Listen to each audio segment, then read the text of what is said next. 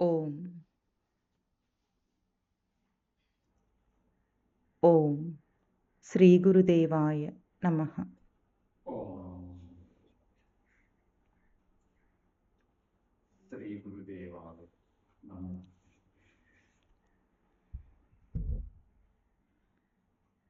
లక్ష్మీపతే కమలనాభ సురేశ విష్ణు లక్ష్మీపతే కమలనాభ సురేష్ విష్ణు యజ్ఞేశ యజ్ఞ మధుసూదన విశ్వరూప యజ్ఞేశ యజ్ఞ మధుసూదన విశ్వరూప బ్రహ్మణ్య కేశవ జనార్దన వాసుదేవ బ్రహ్మణ్య కేశవ జనార్దన వాసుదేవ లక్ష్మీ నృసింహ మమ దేహి కరావలంబం.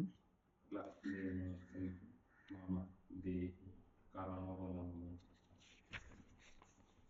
తర్వాత ప్రహ్లాద నారద పరాశర పుండరీక వ్యాస అంబరీష సుఖ శౌనక హృన్నివాస పరాశర పుండరీక వ్యాస అంబరీష సుఖ శౌనక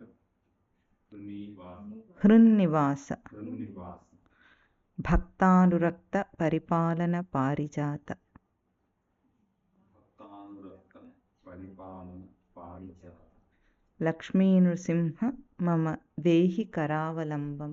లక్ష్మీ నృసింహ మమ దేహి కరావలంబం. ఈ శ్లోకాలని ఈరోజు మననం చేయాలి. వెనుక 15 శ్లోకాలలో శంకరుల ఆర్తి, సంసార పీడ ఎంత లోతుగా వెళ్ళిందో, పీడ అనుభవిస్తున్న పీడ ఎంత లోతుగా చూపించారో అది ఇప్పుడు ఉపశమించి తనలోని లక్ష్మీ నృసింహ అంశమునే అనేకమైన సంబోధనలతో ఈరోజు ప్రార్థిస్తున్నారు. అంటే బాధలో ఉంటే సమస్యలో బాధలో ఉన్నాం అనుకుంటే ఎట్లా వెతుకుతాము, ఎట్లా తీరాలి అని దాన్ని వెతికి తర్వాత సమస్యకు ఒక పరిష్కారం దొరుకుతుంది. దొరకగానే సమస్య తీరిపోదు. పరిష్కారం వైపు మనము దాన్ని పరిష్కారం దొరికేటట్లుగా మన సాధన చేస్తే అప్పుడు పరిష్కారం వస్తుంది. అంటే సమస్య తీరేటట్లుగా ఏం చేయాలో అది చేస్తే అప్పుడు సమస్య తీరుతుంది. అట్లాగే సంసార పీడ నశాలానికి అంటాలి అని పరమస్వామి వారి మాట. ఈ వేదాంతం అర్థం కావాలంటే సంసార పీడ నశాలానికి అంటాలి అని ఆయన ఒక మాట చెప్తారు. అంటే ఏమిటంటే అసలు బాధ తనకు ఉందని తెలియద్దు, బంధం బాధ ఉందని. ఒకప్పుడు ఒక రాజు యొక్క పరిపాలనలో కొంతమందిని బందీలుగా ఉంచటం అప్పట్లో ఉండేది.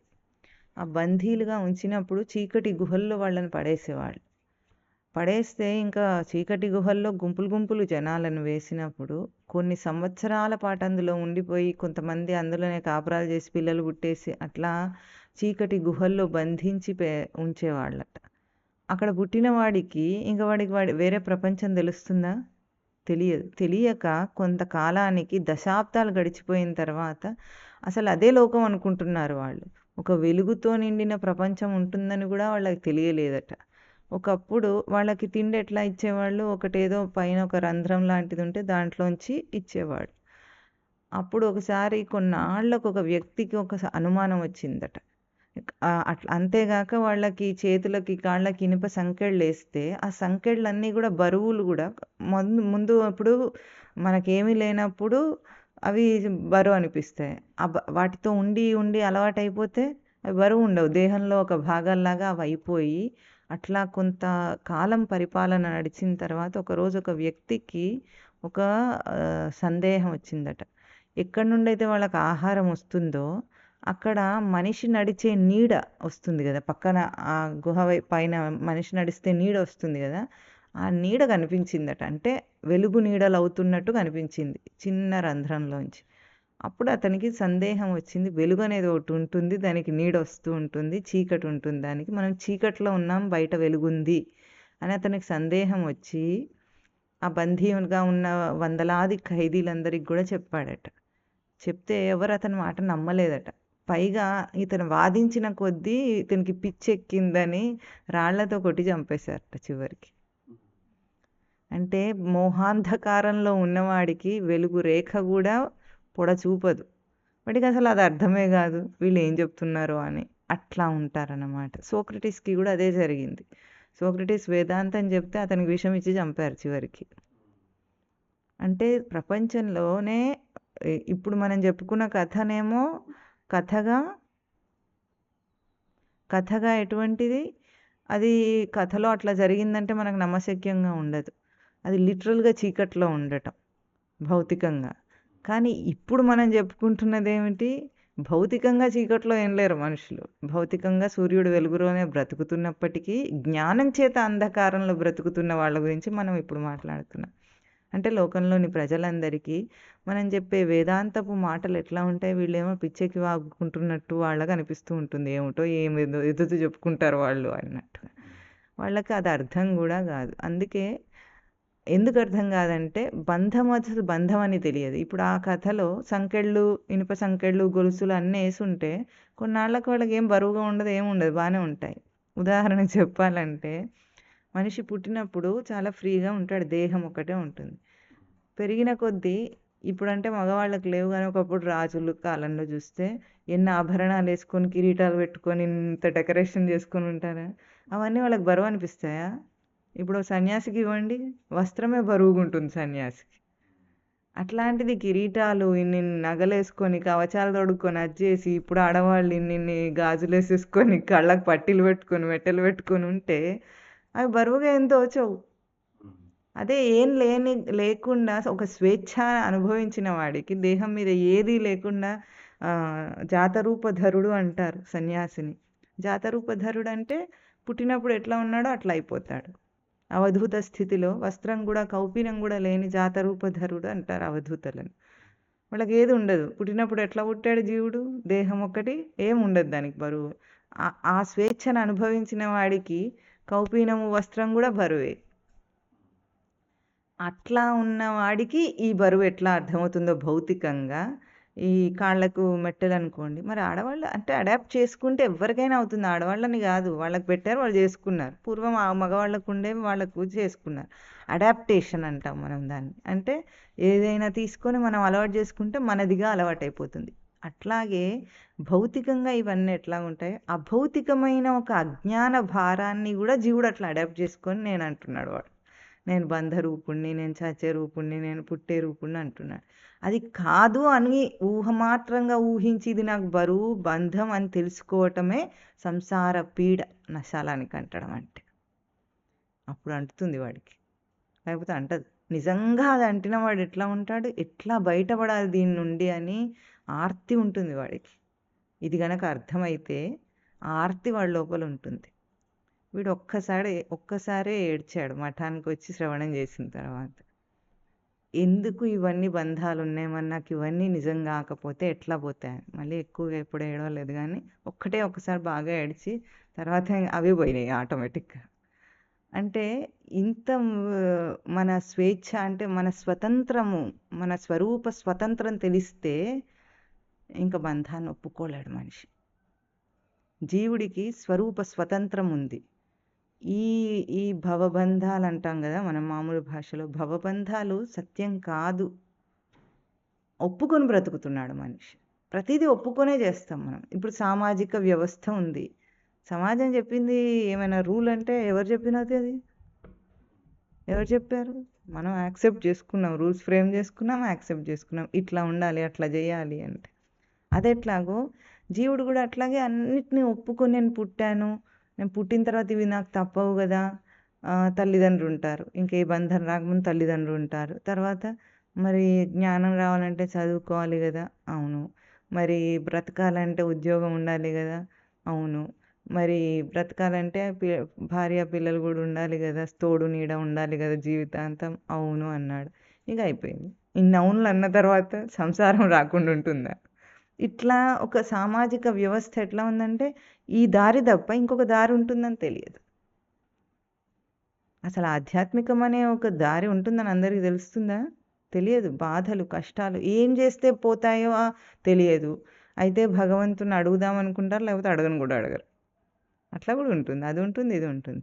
కోరికల కోసమే భగవంతుడిని అడగటమే కానీ ముక్తి కోసం భగవంతుడిని అడిగే అనే ఒక అంశం ఉంటుందని ఎవరికైనా తెలుస్తుందా? తెలియదు. అది కూడా తెలియదు వాళ్ళకు.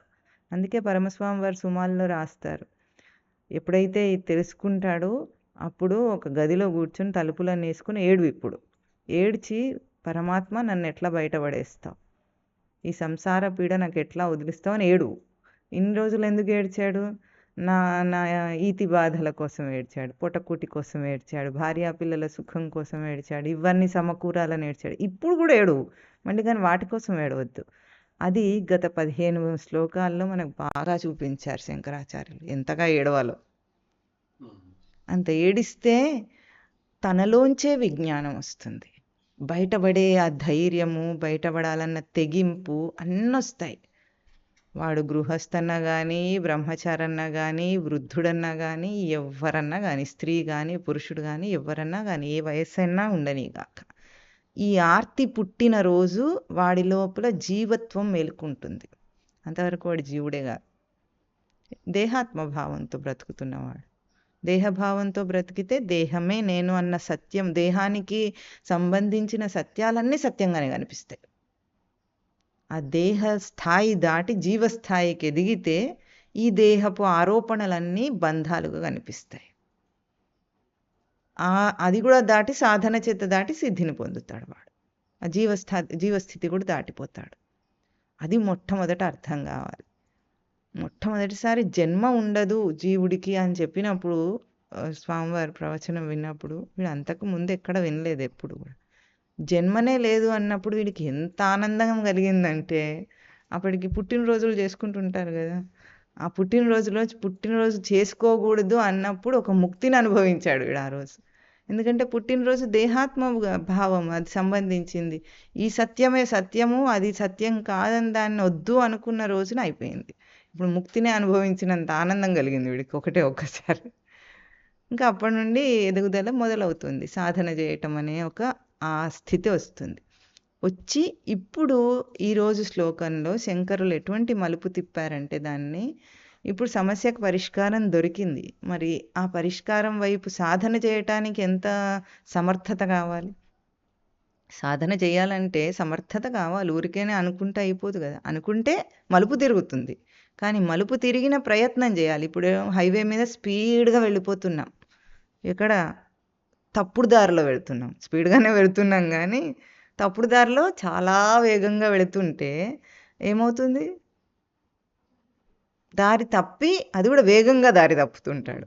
దారి తప్పటం ఒక్కటే కాదు, ఇప్పుడు ఎప్పుడైతే అర్థమైందో యూటర్న్ తీసుకోవాలి. యూటర్న్ తీసుకున్నాడు, తీసుకున్న తర్వాత మళ్ళీ అంతే వేగాన్ని పుంజుకోవాలి. సంసార వేగం ఎంత ఉండి సంసారాన్ని సాధించాడో ఇప్పుడు మలుపు తిప్పుకున్న తర్వాత సాధన వేగం పుంజుకోవాలి. ఆ సాధన వేగం రావాలంటే సమర్థత కావాలి. సమర్థత అంటే చేయూత, సహాయం కావాలి. గురువు యొక్క సహాయంతోనే అది చేయగలం, లేకపోతే చేయలేము. అది తనకైతే చేయాలంటే చాలా కష్టం, ఆ వేగాన్ని పుంజుకోవాలంటే. గురువు సహాయం ఉంటే ఎట్లా ఉంటుంది?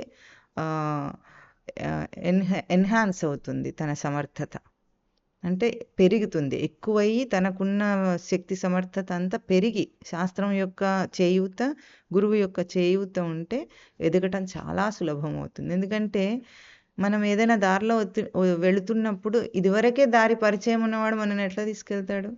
అది మామూలుగా హైవే కాదు, కొండ దారి, అడవి దారి, ఏ దారి అయినా సరే వాళ్ళకి పరిచయం. అది పూర్వం ఎట్లా ఉండేది?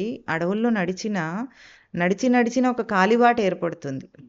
ఆ కాలిబాట మీద వెళ్ళిపోతే మనం గ్యారెంటీగా చేరుకుంటాం. ఎందుకంటే ఎంతోమంది ఆ బాటలో నడిచారు. అవటానికి అది అడవే అయినా, అక్కడ ఏ దారి బోర్డులు లేకపోయినా ఆ బాటనే మనకు చూపిస్తుంది. ఆ బాట శాస్త్రం. ఆ కాలిబాటలో ఎంతోమంది మహానుభావులు నడిచింది శాస్త్రం. దాన్ని చేయూతగా తీసుకొని నడిచి వెళ్ళిపోయారు. ఆ బాటలో మనం వెళ్ళిపోవటం అంతే.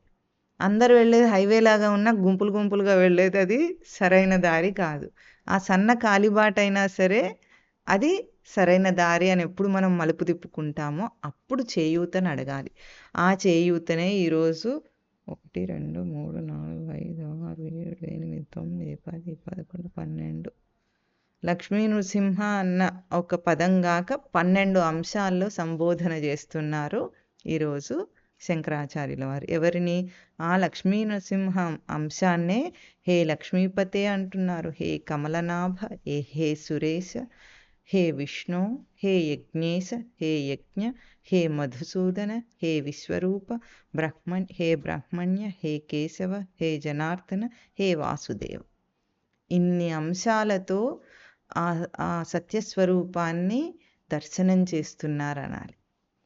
దర్శనం చేయటంలో కూడా నామాలు అంటే మనం ఏం చెప్పుకున్నాం? లక్షణాత్మక స్వరూపాలు. ఒక్కొక్క నామం. ఇప్పుడు విష్ణువుకి సహస్రనామాలు ఉంటాయి. ఒక పేరు సరిపోదా? ఒక లక్షణం సరిపోదా? సహస్రనామాలు ఇంత కాంప్లికేటెడ్గా చెప్తే అంటే ఆయనకు సహస్రం కాదు, అనంతనామధేయుడు ఆయన పేరు. అంటే ఆయన లక్షణాలు చెప్పటానికి, ఆయన అంటే ఆ తత్వం యొక్క లక్షణాలు చెప్పటానికి అనంతమైంది అది. ఎందుకు అంటే ఎంత సంసారం ఉంటుందో అంత దానికి పరిష్కారం ఉంటుంది. సృష్టిలో ప్రతి సమస్యకు ఒక పరిష్కారం ఉంటుంది. ఇన్ని పరిష్కారాలు ఎందుకంటే నువ్వు అన్ని సమస్యలు చేసుకుంటున్నావు కదా అని అన్ని రూపాల్లో చూపిస్తున్నారు. ఉన్న అంత కలిపి ఒకటే సమస్య. దేహాత్మభావం, జీవాత్మభావం. అన్ని సమస్యలకు మూల సమస్య అదే. కానీ వాడి సమస్యలు ఎట్లా ఉంటే చిలువల పలువలుగా ఇన్ని రూపాల్లో కనిపిస్తుంటున్నాయి కదా వాడికి. నేను ఇది, నేను అది, నా బాధ్యత, నా అది, నేను ఇది అన్న ఏవేవి ఇన్ని సమస్యల రూపంలో కనిపిస్తున్నాయో, ఒక్కొక్క ప్రవర్తన, ఒక్కొక్క ఇంద్రియ ప్రవర్తన ఒక సమస్య అయింది వాడికి. ఎక్కడెక్కడ మోసపోతాడంటే ఏది చూసినా మోసపోతాడు. ఎక్కడ మోసపోతాడు? ఏది విన్నా మోసపోతాడు. ఏది తాకినా మోసపోతాడు. ఏది చూసినా బాగుందనే తెలుస్తుంది. బాగుందో బాగాలేదో తప్ప వేరే బాగుంది, బాగాలేదు, కావాలి, వద్దు ఈ 4 వదిలేసి ఏదైనా ప్రవర్తన చేస్తాడా వాడు? చేయడు. అయితే నాకు కావాలి, లేకపోతే నాకు వద్దు, లేకపోతే బాగుంది, బాగాలేదు. ఈ 4 వదిలేసి ఒక్క ఇంద్రియ ప్రవర్తన చేయలేకపోతున్నాడే. ఆ ప్రవర్తన చేస్తే లోపలిది అర్థమవుతుంది. ఈ 4 ఆధారంగానే ప్రవర్తన చేస్తే ఎందుకు నడుస్తున్నా? ఇక్కడ నుండి ఒక చోటుకి వెళ్ళాలి. కాళ్ళల్లో చైతన్యం దర్శనం చేద్దామన్నాడు. వాకింగ్ చేస్తాడు ఎవడన్నా? చేయడు. ఎందుకు చేస్తాడు? కొవ్వు కరగడానికి చేస్తాడు, షుగర్ తగ్గడానికి చేస్తాడు, అంతేనా? లేకపోతే ఒక చోటు నుండి ఇంకో చోటుకు వెళ్ళటానికి చేస్తాడు. వాడు అవసరం అది. అంతేగాని కాళ్ళలో ఇంత తేజస్సు. నడక నేర్చుకున్న రోజు ఎట్లా నేర్చుకున్నాం మనం? ఎక్కడికైనా వెళ్ళటానికి నేర్చుకున్నామా? కాళ్ళను పలకరించాడు జీవుడు. ఎట్లా? కాళ్ళ యొక్క నడక తేజస్సు వాడికి ఉంది దేహంలో, అది పరిచయం చేసుకోవడానికి చేశాడు. అంతేగాని ఇక్కడ నుండి వాడికి పిల్లలకి ఎక్కడి నుండి ఎక్కడికి వెళ్ళే అవసరాలు ఉండవు. కావాలి, వద్దు ఉంటుందా వాళ్ళకు? ఉండదు. పసిపిల్లవాడు మాట్లాడటానికి ప్రయత్నం చేస్తాడు. వాడు ఏం చెప్పడానికి ప్రయత్నం చేస్తున్నాడు? మనకి ఏమైనా ఇన్ఫర్మేషన్ చెప్పాలా? మనతో ఏమైనా పని ఉందా వాడికి? ఏం లేదు. వాడు ఏం చేస్తున్నాడు? వాడు వాగీంద్రియ తేజస్సుని తేజోవంతం చేసి పదును పెడుతున్నాడు. తర్వాత ఏమేమో వాగాడు, తర్వాత సంగతి. కానీ ముందేం చేశాడు? వాగీంద్రియాన్ని పరిచయం చేసుకున్నాడు. అన్ని ఇంద్రియాలను అట్లాగే పరిచయం చేసుకున్నాడు కదా. ఎప్పుడు ఎవరైనా మాట్లాడుతుంటే శబ్దాలు అవుతుంటే బాగా వింటాడు పిల్లవాడు. ఎందుకు విన్నాడు? వాడికి ఏం పని లేదు అక్కడ. కావాలి, వద్దు, బాగుంది, బాగాలేదు 4 లేవు వాడికి.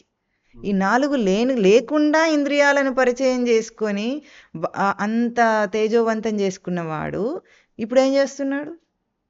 అంత పని అయిపోయింది, తెలిసిపోయింది. అంతా తెలిసిపోయిన తర్వాత ఏం చేస్తున్నాడు? నీకు పరుగు. అదే పని ఇప్పుడు చెయ్యి. ఆ రోజు పరిచయం చేసుకున్నావు కదా, ఈరోజు పని చేస్తూ నిన్ను నువ్వు పరిచయం చేసుకో, నిన్ను నువ్వు దర్శనం చేయి. అట్లా చేస్తే వాడు బంధముక్తుడు అవుతాడు. లేదు నాకు పనులు చాలా ఉన్నాయంట, ఈ పనులు చేసుకుంటేనే కూడా బంధముక్తిగా చేయొచ్చు. నేను ఏదైనా కర్మలో ఉన్నాను, ఇంకా నాకు వంట చేయాల్సి వస్తుంది అంటే అర్థం ఏమిటి? వంటలో నీకు ఇంకా గుణపాఠం రావాలని అర్థం. అదే నీకు వచ్చేస్తే వదిలిపోదు, గ్యారంటీగా వదిలిపోతుంది. ఏవేవి మనం చేస్తున్నామో మనకి ఇంకా విధింపబడినవని అర్థం. విధింపబడినవంటే దాని నుండి మనం గ్రహింపుకి ఇంకా తీసుకోవాల్సింది మిగిలి ఉంది. కర్మక్షేత్రం, ఎంతగా కర్మ మనకు మిగిలి ఉందో ఆ కర్మలో నువ్వు ఏది కావాలో చేయాలి. సన్యాసికి కూడా ఉంటుంది. సన్యాసికి ఏముంటుంది, తనను తాను వ్యక్తం చేసుకోవటం, ప్రవచనం చెప్పటం అన్నా, గ్రంథం రాయటం అన్నా, ఏదైనా సరే మఠాన్ని నడిపించటం అన్నా, ఇవన్నీ నిర్వహణ అంటే తనను తాను వ్యక్తం చేస్తున్నాడు. ఎంత దర్శనం చేశాడో ఆ దర్శనాన్ని నిలుపుకునే వ్యక్తం చేస్తున్నాడు. ఇందులో ఇంకా గొప్పది ఏమిటంటే తనకు తాను ఏదైనా చెప్పుకోవచ్చు, మార్చుకోవచ్చు. ఇంకొకరితో చెప్పి చేయించాలంటే తల ప్రాణం తోకకొస్తుంది. వాడు అవగాహన చేసుకోవటం శాస్త్రాన్ని ఒక ఎత్తు, అవగాహన చేసుకున్న దాన్ని గ్రంథంలో రాయటం ఇంకొక ఎత్తు, దాన్ని ప్రవచనం చెప్పటం ఇంకొక ఎత్తు. అది వాడిని ఆచరింపజేస్తే అన్నిటికంటే హయ్యెస్ట్ టాస్క్ ఏమిటది, వాడి చేత ఆ తత్వాన్ని ఆచరణలోకి తీసుకొని వాడు అనుభవించేటట్లు చేయగలగటం చాలా గొప్పది. అది ఎందుకు రాసేటప్పుడు మన భావం అది ప్రవాహ రూపంగా వస్తుంటే రాసుకుంటూ వెళ్ళిపోవచ్చు. చెప్పేటప్పుడు కూడా అట్లాగే ఉంటుంది, ప్రవాహ రూపంగా వస్తుంది, చెప్పుకుంటూ వెళ్ళిపోతాడు. కానీ వాడికి అవగాహన అయిందంటే, అందుకే తల్లి పాత్ర చాలా గొప్పది. తల్లి ఏం చేస్తుంది, చెప్పి వదిలేదు వాడిని, వాడికి అర్థమయ్యేటట్లు చేస్తుంది. చెప్పి వదిలేస్తే అందరిలాగానే కదా, వాడు అందరి నుండి నేర్చుకుంటాడు. కానీ తల్లి విశేషమైన శిక్షణ ఇస్తుంది వాడికి, ఇట్లా కాదు అట్లా అని దాన్ని సవరించగలిగింది తల్లి. అందుకే తల్లి దగ్గరే నేర్చుకుంటాడు అనేది. అసలైతే పిల్లలు వాళ్ళ చుట్టూ ఎవరుంటారో వాళ్ళందరి దగ్గర నేర్చుకుంటారు, ఒక్కరని లేదు అక్కడ. వాడు ఎవరెవరిని చూస్తుంటాడో అన్ని ప్రవర్తనలను మొదటి 5 సంవత్సరాల అబ్జర్వేషన్, పూర్తి అబ్జర్వేషన్ ఉంటుంది. ఎందుకంటే వాడికి ప్రపంచం తెలియటం కోసం వాడు వచ్చాడు. అందులో తల్లి ఒక్కటి మౌల్డింగ్ చేస్తుంది. వాడి అబ్జర్వేషన్ని ఇట్లా గ్రహించాలి అని వాడి గ్రహింపునే తిప్పగలదు. ఒక వ్యక్తి ప్రభావం తన మీద పడుతుంది అనుకుందాం. ఆ వ్యక్తిని ఎట్లా గ్రహింపుకి తీసుకోవాలి, తండ్రి ఉన్నాడు, తండ్రి కోప్పడితే అప్పుడు ఏమవుతుంది, తల్లి ఏం చేస్తుంది, ఆ కోపం వెనుక ఉన్న భావాన్ని వాడికి చెప్తుంది. నాన్నెందుకు ఊరికే కోప్పడుతున్నారంటే అమ్మ ఏం చెప్తుంది, నాన్న నీకు మంచి చెప్పటానికి కోప్పడుతున్నారని చెప్తుంది. అదే లేకపోతే వాడికి నాన్న మీద నెగిటివ్ ఫీలింగ్ వస్తుంది. అదే తండ్రి కూడా మంచిగా చెప్తున్నాడు, నేర్పిస్తున్నాడు, కానీ ఆ చెప్పే విధానం. అందుకు తల్లికి ఒబ్బిడిగా ఉండటం అనేది సహజంగా అట్లా ఉంటుంది లోకంలో. తొందరగా తల్లి చెప్పిన మాటకే మొగ్గుతారు. తండ్రి చెప్పేది కూడా అదే అయినా కూడా మొగ్గరు అంత తొందరగా. అది ఎట్లా ఉంటుందో అది వాడి చేత చేయించటం అనేది ఒక గురువుకు పెద్ద టాస్క్ అవుతుంది. అప్పుడు అన్నిట్లో ఈ కర్మ బాకీ ఉంది అంతే. ఎందుకు చేస్తున్నాడు ఆయన అంటే బాకీ ఉంది. ఏం బాకీ ఉంది, తనను వ్యక్తం చేసుకోండి, స్పష్టత. ఎంత స్పష్టంగా వ్యక్తం చేస్తే అంత స్పష్టంగా చేరటం ఈ కర్మ. అట్లాగే అన్ని కర్మల్లో ఎవరెవరు ఏదేది చేస్తున్నారంటే, ఎవడు నాకు విధించాడు లోకంలో, నాకు ఎందుకు ఇది తగులుకుంది అంటే నువ్వు నేర్చుకోవడానికి నువ్వు విధించుకున్న కర్మ అది. స్వయా ప్రకృత్యా నియత అని 7వ అధ్యాయంలో చెప్తాడు. తన ప్రకృతి చేత తాను నియమించుకుంటాడు. తయా శ్రద్ధయాయుక్త, స్వయా ప్రకృత్యా నియత అన్నది ముందు. అంటే తను నియమించుకున్న వాడై అక్కడ ఇరుక్కున్నాడు. అందుకు ఇప్పుడు ఏం చేయాలి, నేను ఇరుక్కున్నా అంటే నేను ఎందుకు నియమించుకున్నానో నేను అది పూర్తి చేస్తే కోర్స్ కంప్లీట్. ఎక్కడికక్కడ బంధం తెగిపోతుంది. అంటే తాను స్థిరంగా ఆ ప్రవర్తనను నిలవగలిగితే. ఒక గృహస్థాశ్రమంలో ఉన్నాడు, వాడు ఎట్లా ఉండాలి, గృహస్థాశ్రమంలో గృహస్థాశ్రమ బంధాలు తనకు అంటకుండా ఉండాలి. అదే పని చేస్తూ ఉంటాడు వాడు. భార్యా పిల్లలను పోషించటము మొత్తం అంతా వాడికి ఏమేమి విధింపబడినా అన్నీ చేస్తాడు. కానీ అది సత్యం కాదు. జీవుడిగా తాను అక్కడ బ్రతుకుతూ వ్యవహారిక కర్మం చేస్తాడు. అప్పుడు వాడు దాని నుండి ముక్తుడవుతాడు. ఇంతే లెక్క. జీవుడిగా తన సత్యత్వాన్ని గుర్తించుకుంటూ దాన్ని నిర్వహణ చేస్తాడు. ఇది కర్తృత్వ భారం లేకుండా దాని నుండి విడిపడటం. అంతదాకా చేయూత కావాలి. ఇప్పుడు ఏమంటున్నారు, హే లక్ష్మీపతే అంటున్నారు. మొదటి సంబోధన ఏమిటి, లక్ష్మీపతే అంటున్నారు. లక్ష్మీపతే అంటే లక్ష్మీదేవికి మొగుడని అర్థం కాదు అక్కడ. లక్ష్మీ లక్షణాన్ని, పతి అంటే రక్షించేవాడు, పాతీతి పతి, రక్షించేవాడు పతి.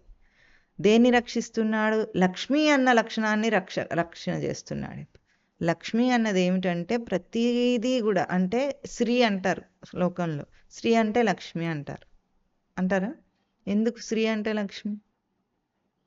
లక్ష్మి అంటే డబ్బులు కాదు అక్కడ. స్త్రీ అంటే శ్రీ సర్వైహి ఆశ్రిత ఆధ్యాత్మిక శ్రీహి, శ్రీం సేవాయాం ధాతు అంటే సకల జీవరాశులన్నీ ఏ ఆధ్యాత్మిక లక్షణాన్ని ఆశ్రయించినాయో అది శ్రీ లక్షణం. జీవరాశులన్నీ దేన్ని ఆశ్రయించినాయి? తన లోపలున్న తన లక్ష్యం ఒకటి ఉంది. లక్ష్మి అంటే లక్ష్యం. ఏం లక్ష్యం ఉంది? జీవుడు ఎదుగుట. ఎల్కేజీ వాడికి ఒకటే లక్ష్యం, పాస్ అవ్వటం. 10th క్లాస్ వాడికి ఒకటే లక్ష్యం, పాస్ అవ్వటం. ఇంటర్మీడియట్కి ఒకటే లక్ష్యం, పాస్ అవ్వటం. చదువు అంతా అయిపోయేదాకా ఎక్కడున్నా ఒకటే లక్ష్యం, పాస్ అవ్వటం. అంటే దాటేయటం. ఇది ఎదగటం.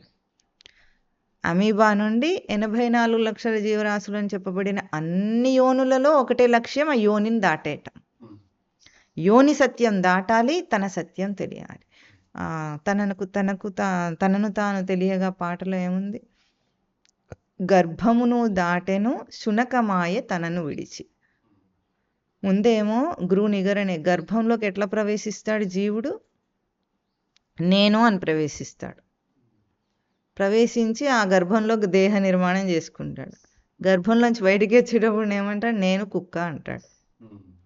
నేనని ప్రవేశించి నేను కుక్క అయ్యాడు వీడు. కుక్క అనేదేమో ఒక ఉపాధిపరమైన ధర్మం, కానీ దాన్ని నేను ఆపాదన చేసుకొని సర్గే సమ్మోహం యాంతి. వెంటనే బయటికి వస్తూ విడువబడుతూనే వాడికి మోహం కలిగిందట. కుక్కనే నేను అనుకున్నాడు. ఈ యోనిలో ప్రవేశించి ఏ మోహంను పొందుతున్నాడో, ఏ లేనిపోందంతా వాడికి రుద్దుకుంటున్నాడు, ఆపాదన చేసుకుంటున్నాడో, ఆ యోని దాటే లోపల ఆ భ్రాంతి పోవాలి. 84 లక్షల జీవరాశుల గర్భాలలో అంతర్యామి చేశాడు ఆ పని. నిన్ను యోనిని దాటిస్తూ వచ్చాడు. దాటి మనకు అందుకే ఈరోజు ఏ యోని మీద భ్రాంతి లేదు. మనమే ఎత్తామని శాస్త్రం చెప్తుంది. మనకు ఎత్తిన ఆనవాళ్ళు ఏమైనా గుర్తున్నాయా? ఏం లేదు. మనం ఊరికే తిట్టుకోవడానికి కుక్క బుద్ధి, నక్క బుద్ధి అని తిడతాం అంతేగాని మనకేవి వాసనలు లేవు. పూర్వ వాసన మనకంటే ఎరుకతో లేవు. బుద్ధి రూపంలో ఉన్నాయి, గుణాల రూపంలో, సంస్కార రూపంలో. కానీ ఎరుకతో నేను ఆ జన్మలో నెత్తానని నీకు మనకు అనిపిస్తుందా? శాస్త్రం చెప్తే సరే అనాలి, గౌరవించి, అంతేగాని ఎందుకు? వద్దు అని విడిచొచ్చావు కాబట్టి. ప్రతి యోనిని ఎట్లా విడిచొచ్చావు? వద్దు నేను కాదు అని విడిచావు. అంత తెలివి అప్పుడు ఎట్లా ఉంది మనకంటే? అంతర్యామి లోపలుండి నెట్టుకొచ్చాడు. ఎట్లా ఉంటుంది? ఫస్ట్ క్లాస్ నుంచి పిల్లలు కొంచెం మొద్దులైనా సరే ఎట్లా గ్రేస్ మార్క్స్ వేసి నెట్టేస్తారు. వాళ్ళు నెట్టేస్తారా? యావరేజ్ పిల్లల్ని కూడా, బిలో యావరేజ్ పిల్లల్ని కూడా 35కి పాస్ అయితే 32 వచ్చేస్తాడు, 3 వేసి నెట్టేస్తారు. పోనీ పాపం వాడు ఫెయిల్ అవుతాడని. 10th క్లాస్లో బోర్డ్ ఎగ్జామ్లో అది జరగదు, కష్టం. అట్లా వచ్చాడు ఇప్పుడు మానవ జన్మకు వాడు. ఇప్పుడు మాత్రం మొత్తం అంతా మనదే బాధ్యత. ఎవరు నెట్టరు ఇప్పుడు. ఇవి నెట్టాలంటే గురువు ఒక్కరైతే నెట్టి పారేస్తారు, అది వేరే విషయం. కానీ గురువుని త్రికరణ శుద్ధిగా ఆశ్రయిస్తే నెట్టేస్తారు. ఆ త్రికరణ శుద్ధి ఉండొద్దు, అది కూడా కావాలి. ఇప్పుడు ఆ లక్ష్యంతో జీవులందరూ ఉన్నారు. జీవులందరూ ఆ లక్ష్యాన్నే ఆశ్రయించున్నారు. ఆధ్యాత్మికమైన సత్యము, నేను అన్న సత్యం ప్రతి జీవికి ఉంది. నేను అన్న సత్యాన్ని ఆశ్రయించి ప్రవర్తన చేస్తున్నాడు. దాన్ని రక్షించే లక్షణం అధిష్టాన లక్షణం. మనది సాధన బాధ్యత, స్వామిది రక్షణ బాధ్యత. నువ్వు సాధన చేస్తే నేను రక్షణ చేస్తా. నీ సాధన లేక నా వైపు చూడొద్దంటాడు స్వామి. అనన్యాశ్చింతయంతో మాం ఏ జనా పర్యుపాసతే తేషాం. వాడిని, అటువంటి వాళ్ళని ఎవరైతే అనన్య చింతన ఉండి నన్ను నిత్యము ఉపాసన చేస్తున్నారో తేషాం నిత్యాభియుక్తానాం తేషాం యోగక్షేమం అహం వహామి. వాళ్ళ యోగక్షేమాలు నేను వహిస్తా. ఎవరు అంత చేస్తే ఆ కండిషన్స్ ఫుల్ఫిల్ చేసిన వాడే. అందుకే సాధన బాధ్యత మనది, సిద్ధి బాధ్యత నాకు అక్కర్లా, స్వామి చూసుకుంటాడు. అది లక్ష్మీపతి లక్షణం. నేను సాధన చేస్తా స్వామి, కానీ నన్ను చేర్చేది మాత్రం నీవే అన్నది ఎందుకు ఆ మాట అనాలంటే, తనే కదా సిద్ధిని పొందుతున్నాడంటే అహంకారం రాకుండా నేనే చేశానంటాడు. లేకపోతే చివరికి అంత జ్ఞానాహంకారం వస్తుంది. ఆ జ్ఞానాహంకారం రాకుండా సాధన నేను చేస్తా, రక్షించేవాడు నువ్వు. ఇది లక్ష్మీపతే, హే లక్ష్మీపతే మమ కరావలంబం దేహి అంటున్నారు. తర్వాత కమలనాభ అంటున్నారు. కమలనాభుడు అంటే బ్రహ్మదేవుడు. బ్రహ్మదేవుడేం కాదు. కమలనాభుడు అంటే విష్ణుమూర్తే. ఎందుకు నాభి యందు కమలం గలవాడు, అంతే. నాభి యందు కమలం గలవాడు. నాభి అంటే నభహింసాయాం ధాతు, నలబంధనే ధాతు 2. నలబంధనే అంటే ఏమిటంటే మొత్తం దేహానికి నాభి ఆ ప్రాంతమునందు బంధింపబడి ఉంటాయట అంతా కూడా నాభి యందు. అంటే గరిమనాభి యందు వేలు పెట్టి లేపితే మనిషి బ్యాలెన్స్గా ఉంటాడు. ఆ నాభి స్థానం అటువంటిది, మొత్తం బ్యాలెన్స్ అవుతుంది అనమాట. లేపొచ్చు మనం. ఎట్లాగైతే గోవర్ధన పర్వతాన్ని చిటికన వేలు మీద లేపాడంటే ఆ నాభి స్థానం చూసి లేపుతారు. మొన్న మనకి ఈ ఆర్కిటెక్ట్ గారు మన భవన నిర్మాణానికి ఓ బ్రహ్మస్థానం చెప్పినట్టు అన్నమాట, నాభి స్థానం. అట్లా ఆ నాభి అనేది ఏమిటంటే మొత్తము దేహం యొక్క బ్యాలెన్స్ పాయింట్ ఉంటుంది అక్కడ. ఆ నాభి అందు కమలం కలిగి ఉన్నాడట స్వామి.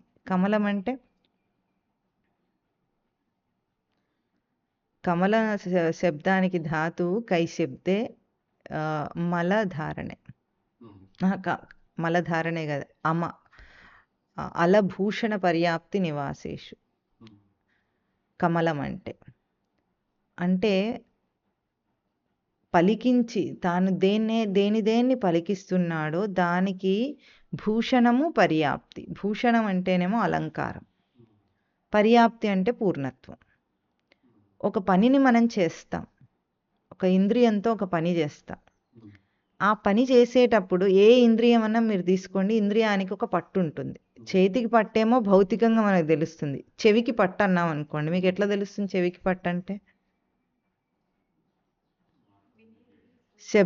శబ్దాన్ని పట్టుకోవటం, శబ్దాన్ని పట్టుకోవటం. స్పర్శకు కూడా అంతే పట్టు. అంటే స్పర్శను సరిగ్గా సెన్స్ చేయగలగటం, శబ్దం మీద దృష్టి పెట్టగలగటం, కంటి దృష్టి పెట్టగలగటం, నిలపగలగటం. ఇది పట్టు, ఇంద్రియానికి పట్టు. జ్ఞానేంద్రియమైన కర్మేంద్రియమైన కాళ్ళకు చేతులకు మనకు భౌతికంగానే తెలుస్తుంది పట్టు అనేది. ఈ పట్టు ఒక్కొక్క పని చేస్తున్నప్పుడు పట్టు, ఆ ప్రతి ఇంద్రియపు పట్టు ఉంది చూసారా, మనం దాన్ని ఏం చేసి దాన్ని నిలుపుతున్నాం. ఒక్కసారి ఆలోచించండి. దృష్టి నిలిపి వింటున్నారు, ఏం చేస్తున్నారు? దృష్టి నిలపడం అంటే మెకానిజం చూడండి, మనం చేస్తున్నాం. అది వినురా అంటే వింటాడు వాడు.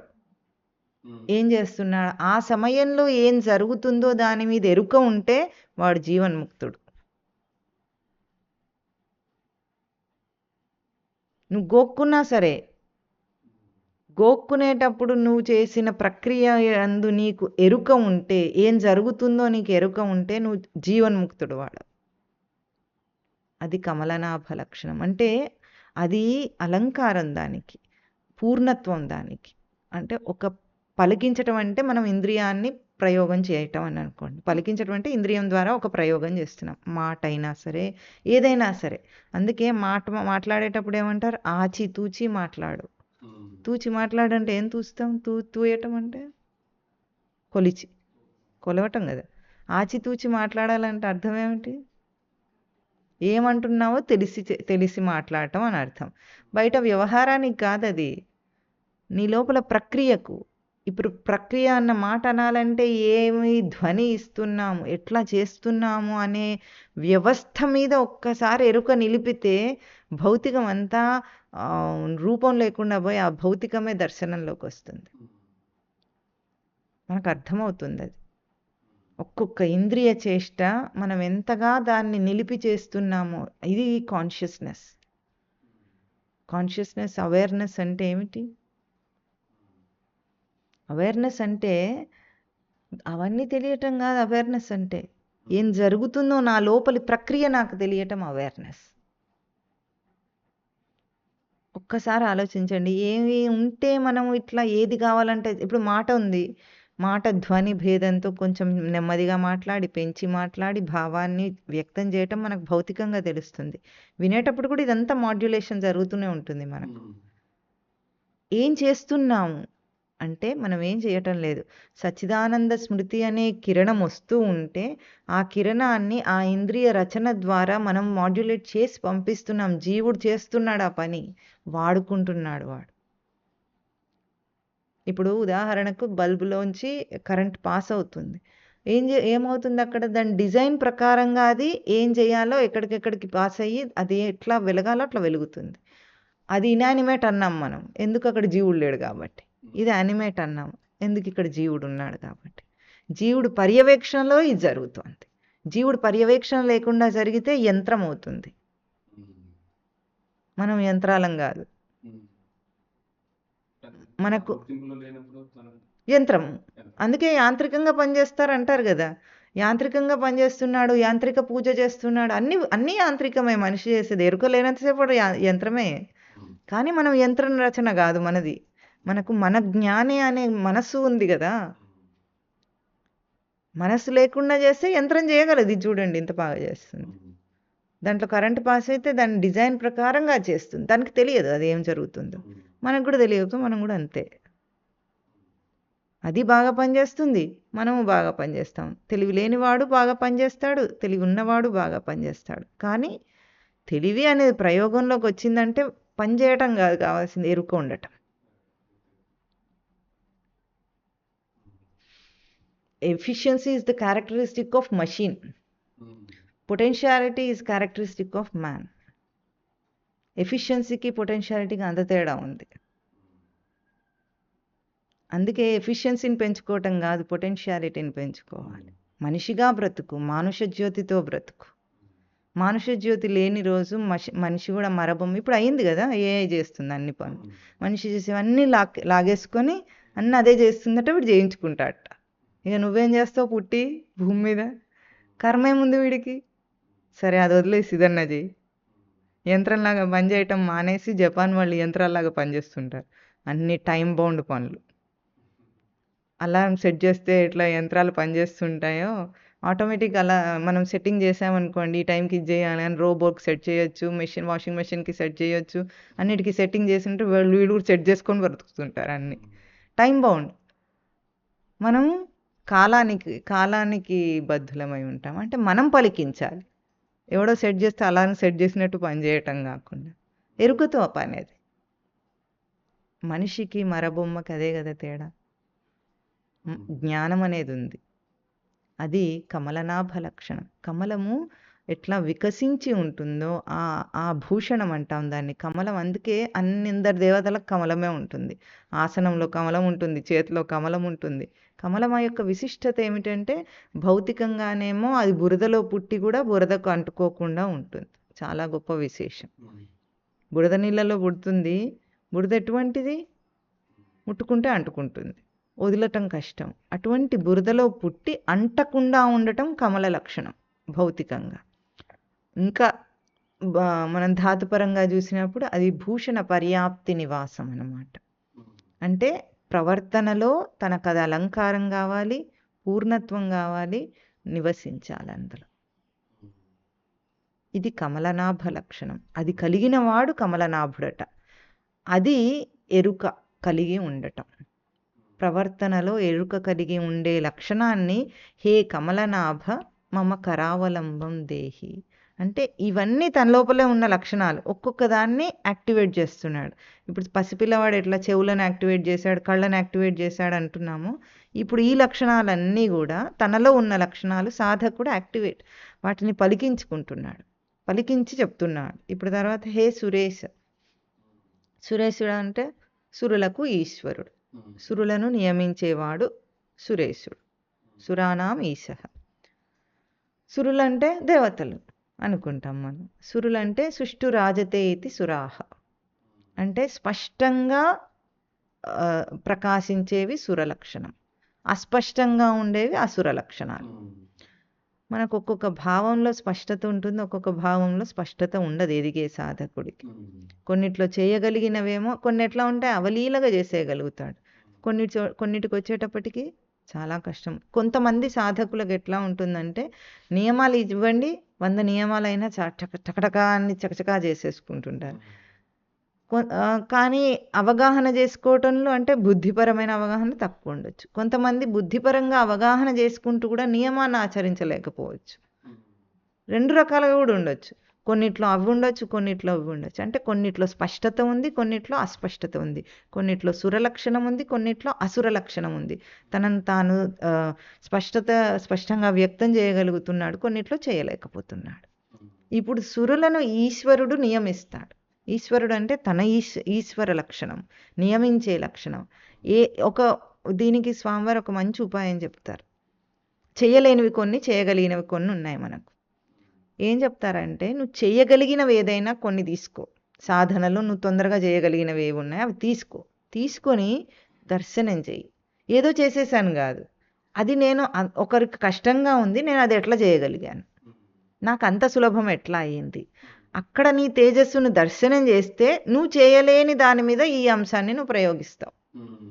ఇప్పుడు ఉదాహరణకు ఒక కాఫీ తాగటం అనే చిన్న పని చూస్తే కొంతమందికి చాలా పెద్ద ఇంతలాగా ఉంది, అది బండం వస్తున్నట్టుంది.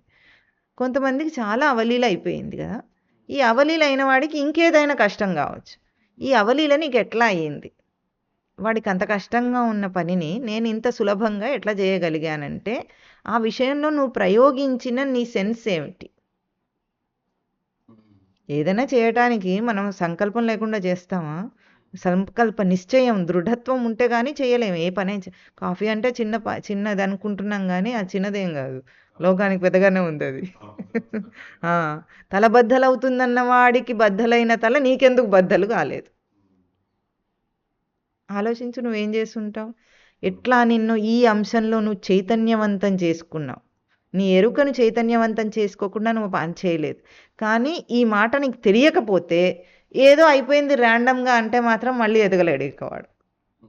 ఏదో చేసేసాను కాదు, చేసేటప్పుడు నువ్వు చైతన్యవంతం చేసుకున్న నీ చైతన్యంను దర్శనం చేసి రేపు నువ్వు చేయలేని ఒక విషయం మీద దాన్ని ప్రయోగించమని చెప్తారు స్వామివారు. అది సురలక్షణం. అంటే అన్ని అసురులను సురలం చేయాలి. అప్పుడు నువ్వు సురేష లక్షణం వస్తుంది నీకు, అంతే కదా. ఇప్పుడు మొద్దు ఉంటాడు, క్లాస్ రూమ్లో క్లెవర్ ఉంటాడు. క్లెవర్కి చెప్పడం అంత గొప్పతనం ఏం లేదు, వాడు ఒకసారి చెప్తే వాడు ఏకసంధాగ్రాహి. తెలియని వాడు ఉంటాడు చూసారా, వాడికి చెప్పండి, అప్పుడు మన గొప్పతనం ఉంటుంది. టీచర్కి హర్క్యులెన్ టాస్క్ అది, అవునా. వాడిని పాస్ చేయించాలి. ఇప్పుడు ఒక సినిమా చూశాడు వీడు హిందీలో, హిచ్కి అని చూసారా మీరు? ఒక టీచర్ ఉంటుంది, ఆవిడకి ఏదో జబ్బు ఉంటుంది, అది వేరే విషయం. కానీ గవర్నమెంట్ స్కూల్లో అనుకుంటా ఒక మొండి వారిన పోకిరి పిల్లల బ్యాచ్ ఒకటి ఉంటుంది. వాళ్ళని అందరూ వదిలేస్తూ ఉంటారు, వాళ్ళకి ఎవరు టీచ్ కూడా అంటే చెప్పటానికి కూడా ముందుకు రారు. అట్లాంటి వాళ్ళని టేకప్ చేస్తుంది ఆమె.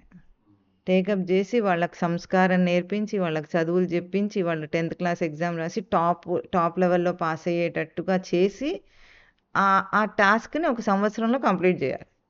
ఎంత కష్టంగా ఉంటుంది పోకిరి పిల్లలతో. గవర్నమెంట్ స్కూల్లో పోకిరి పిల్లలు అంటే మామూలుగా ఉండరు.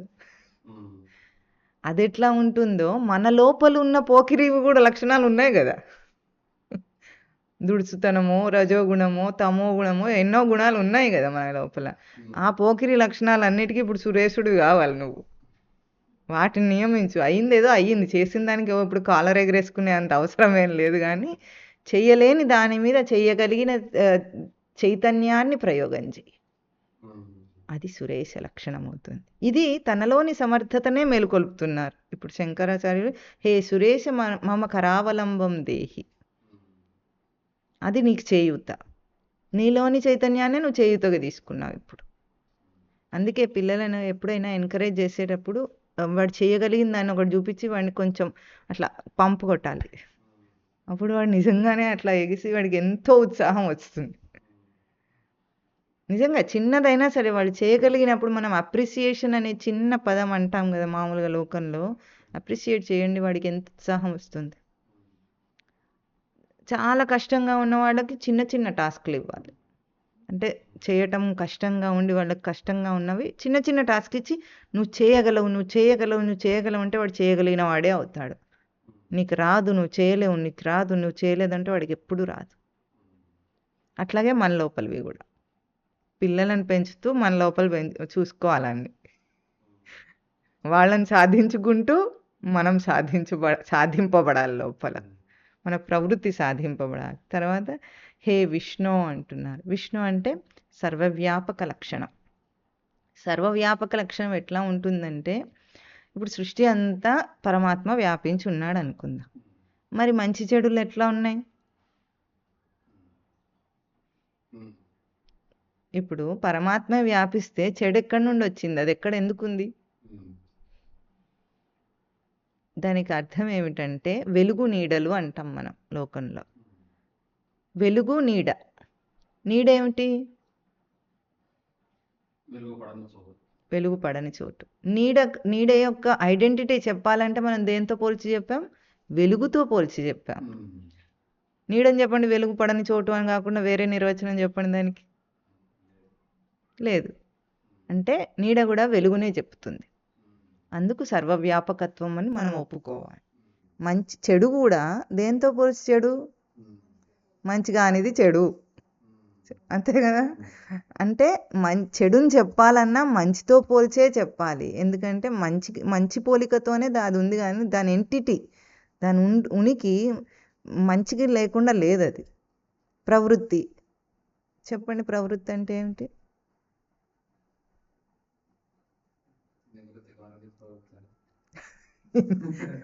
నివృత్తి కానీ ఇది ప్రవృత్తి అని చెప్తున్నారు ప్రసన్న. అట్లాగే కానీ నివృత్తి భాష చెప్పకుండా ఎట్లా చెప్పగలగాలి? తన స్వరూపానికి వ్యతిరేకమైంది ప్రవృత్తి, సంస్కారానికి వ్యతిరేకమైంది ప్రవృత్తి. సంస్కారం అంటే స్వరూప లక్షణాన్ని చేసుకోవటము, అట్లా కాకుండా వ్యతిరేకంగా చేసుకుంటే ప్రవృత్తి. ఇప్పుడు ప్రవృత్తి యొక్క ఉనికి ఎట్లా చెప్తున్నాము? సంస్కారంతో పోల్చి, స్వరూపంతో పోల్చి. అంటే సృష్టి అంతా ఉన్నది ఒకటే లక్షణం, సచ్చిదానంద లక్షణం. కొన్ని చోట్ల దాని అభావం కలిగినట్లు మనకు అనిపిస్తుంది, అది లేనట్టు. అంటే వెలుగు లేనట్టు నీడ ఉన్న చోట అనిపిస్తుంది అంతే, అక్కడ లేదు అది. నీడ ఎందుకు పడింది చెప్పండి? ఇప్పుడు వస్తువు అడ్డం వచ్చింది కాబట్టి. వెలుగుకు వస్తువు అడ్డం వస్తే నీడ పడింది. ఇప్పుడు అంతటా ఉన్న వెలుగుకు వస్తువు అనే ఒకటి అడ్డం వస్తే నీడబడింది. అంతటా ఉన్న సచ్చిదానంద స్మృతికి నేను అన్న అహంకారం వస్తే నీడబడుతుంది. ఈగో. ఎవడెవడు వ్యక్తిగతంగా నేనని అడ్డం వచ్చి నిలబడతాడో అక్కడ చెడు అన్నది, లేమి అన్నది వస్తుంది ఉనికికి. లేకపోతే అది లేదు, నిజానికి అది లేదు. ఆ అహంకారం అడ్డం వచ్చినప్పుడు ఉనికికి లేమి వచ్చింది. ఇప్పుడు శాస్త్రం ఏం చేస్తుంది? ఆ అహంకారాన్ని తుడిచేయటానికి లేమిని పోల్చి తీసేయమంటుంది. అహంకారం తీసే నీడ ఉండదు, వస్తువు తీసేసి నీడ రాదు. వెలుగు ఎప్పుడు ఉంది, వస్తువుని తీసే. ఇది విష్ణుతత్వం. అంతటా అదే ఉంది.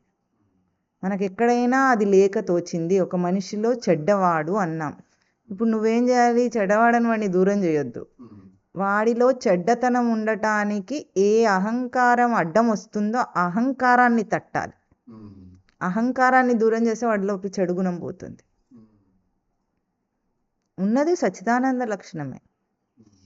వాడు ఎందుకు అభిమానపడుతున్నాడో, అహంకారపడుతున్నాడో, లేదో తమోగుణ ఆవరణనే తన స్వరూపం అనుకుంటున్నాడో, రజోగుణ ఆవరణనే తన స్వరూపం, అది కాదు అని వాడికి తెలిస్తే వాళ్ళ లోపల ఉన్న పొటెన్షియాలిటీ అంతా బయటికి వస్తుంది. అందుకే ఎంత మొద్దునైనా సరే సానబట్టచ్చు మనం. ఎంత పనికిరాని వెధవాన్ని అయినా సరే మనం తీసుకొని వాడిని సానబట్టచ్చు. ఒకటే, మనకు వాడు అందుబాటులో ఉండాలి. ఇప్పుడు లోకాన్నంతా సానబట్టండి మీరు అంటారు మనను. వాడు వచ్చి కూర్చుంటే మాత్రం గ్యారెంటీగా సానబట్టచ్చు. ఇంకా కూర్చొని వాడిని ఏం చేస్తాం? అందుకే వాడిని కుడితిని ఎరగ చూపి గొడ్డిని లాగినట్టు మనం ఈ కార్యక్రమాలు చేయాల్సి వస్తుంది. ఈ కుడితి చూపిస్తే కానీ వాడు రాడు. వచ్చిన తర్వాత వాడిని తోముడు కార్యక్రమం వేరే ఉంటుంది. ఎవరినైనా సానబట్టవచ్చు ఆశ్రయిస్తే. ఆశ్రయించకపోతే చేయలేము ఆ పని. ఆశ్రయించకుండా చేసేది జగద్గురువు లోపల ఉన్న పరమాత్మ చేసుకుంటూ ఉంటాడు. మళ్ళీ నెమ్మదిగా ఆ పరమాత్మయే గురువు దగ్గరకు పంపిస్తాడు. ఇప్పుడు తోముడు పడటానికి వాడిని ఉంచుకొస్తాడు. ఢక్కా ముక్కిలు తినిపించి వాడి చేత సంసారం పీడను అనుభవింపజేసి వద్దు వద్దు అని వాడి చేత అనిపించి అప్పటికి రప్పిస్తాడు మన దగ్గరికి. అప్పటిదాకా మనము మన ప్రయత్నం ఏం చేస్తాం? కుడితిని చూపించి గొడ్డును లాగటం అది చేస్తూ ఉంటాం అంతే. కానీ చెబితే అర్థం కాదనేది మాత్రం ఎవరికి ఉండదు. చెప్పగలిగే వాడు వినాలి, మనం చెప్పాలి. ఇది సృష్టి నియమం. సాన పట్టి తీరాలి దేన్నైనా. ఎందుకు? సర్వం విష్ణుమయం కాబట్టి. అంతటా ఉన్నది సర్వవ్యాపకత్వం అయి ఉన్నది సచ్చిదానంద స్మృతియే. సృష్టిలో అంతకంటే విరుద్ధమైంది ఏదీ లేదు. రాక్షసత్వం లేదు, ఏదీ లేదు. అన్నీ కూడా అభావం. వెలుగు యొక్క అభావమే నీడ. అహంకారపు ఆ కవాటం నిలబడి దాన్ని ఇంకో ప్రాణిని చేస్తుంది. అది తీసేయగలిగితే చాలు, ఇంకేముండదు అక్కడ. అందుకే హే విష్ణు మమ దేహి కరావలంబం అంటున్నారు. హే యజ్ఞేశ, హే యజ్ఞస్వరూప, రెండు అన్నారు. హే యజ్ఞేశ అంటున్నారు, హే యజ్ఞస్వరూప అంటున్నారు. అంటే రెండు ఎందుకు అంటున్నారు అంటే, యజ్ఞం అంటే క్రతువు మనకు కనిపిస్తుంది. యజ్ఞ శబ్దానికి యజ దేవ పూజా సంగతికరణ దానేషు ధాతు. ఒక క్రతువుపరంగా చూసినప్పుడు బయట ఉపమానానికి పోల్చుకుంటే యజ్ఞయాగాదులు చేసినప్పుడు ఏమిటి ఫలం అంటే, యజ్ఞయాగాదులు చేస్తే పూర్ణాహుతి అయితే అగ్నిదేవుడికి ఆహుతులు ఇస్తే అగ్నిదేవుడు హవిస్సును తీసుకొని తీసుకెళ్ళి దేవతలందరికీ ఇస్తే అప్పుడు మనకు కావలసినవని ఆ దేవతలందరూ మనకి ఇస్తారనేది యజ్ఞం యొక్క భౌతిక కాన్సెప్ట్ చెప్తారు. ఇప్పుడు నిజంగానే మనం వేసే నెయ్యి కానీ ఆ నవధాన్యాలు కానీ ఇవే తీసుకుంటారు ఆ దేవతలు. ఏం చేసుకుంటారు తీసుకొని? పూర్ణాహుతి చేసే మనం ఏదైతే సామాగ్రి అందులో వేస్తాం, దీంతో అగ్నిదేవుడు ఎక్కడన్నా శాంతి పొందుతాడా? పొందడు. అందుకే దీనికి తత్వపరమైన అర్థం తీసుకుంటే యజ దేవ పూజ సంగతికరణ దానేష్. దేవ పూజ ముందు. దేవ పూజ అంటే తన ఇంద్రియాలన్నీ తనకు దేవతలు, వీటికి పూజ కావాలి. ఎట్లా అవుతుంది? పూజ అంటే పూజాయాం ధాతు, గౌరవించటం. ఇంద్రియాలను గౌరవించటం నేర్చుకోవాలి మనిషి. ఉదయము ఇక్కడ ఊడ్చే పని మనిషి ఏం చేసింది, ఆ ఊడ్చేటప్పుడు ఆ మ్యాట్ దులిపి ఊడమని చెప్పాడు. దులిపి పక్కకేసింది. పక్కకేసేటప్పుడు ఎట్లా పారేసింది, అది పెట్టలేదు. వీడు అన్నాడు, ఆ మ్యాట్ అంటుంది, ఏమమ్మా నన్నెందుకు, నా మీద ఎందుకు విసుక్కుంటున్నావు శైలజ అంటుంది ఆ మ్యాట్ అన్నాడు. నవ్వింది. అంటే మ్యాట్ మాట్లాడదన్నా మాట్లాడుతుంది గ్యారంటీగా. అట్లా విసిరేసి పడేసినప్పుడు ఆ వస్తువు మనం దీనంగా చూస్తుంది. నేనేమన్నాను నిన్ను అంటుంది. నీ ఇంద్రియ స్పర్శలో ఒక పదార్థము సుఖపడాలి, గౌరవింపబడాలి. దాన్ని తీసుకొని ఇట్లా వారేస్తే ఏమని అర్థం? దేన్ని వారేసాం? దీన్ని వారేసామా? మన బుద్ధిని వారేసుకున్నామా? మన ఇంద్రియ ప్రవర్తనను వారేసుకున్నామా? అయితే ఇది మాట్లాడిందా అంటే వాడికి సెన్స్ ఉంటుందో అది అంటుంది. గిన్నె కింద పడింది, ఠంగ్ అని శబ్దం చేసింది అంటే ఏమిటి? ఏం చెప్పింది అది? దాని ఠంగ్ అన్నది దాని శబ్దమా, నీ రజోగుణపు శబ్దమా? మన రజోగుణమే. అప్పుడు మనం ఏమనాలి? సరే నేనే పడేశాను, శాంతించు అనాలి. ఏమంటాం? అంతే కదా మనం అనాలి.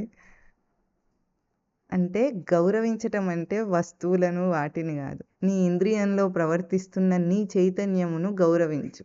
కొంచెమన్నా స్టెబిలైజర్ పెట్టుకో లోపల. స్టెబిలైజర్ ఏం చేస్తున్నాము?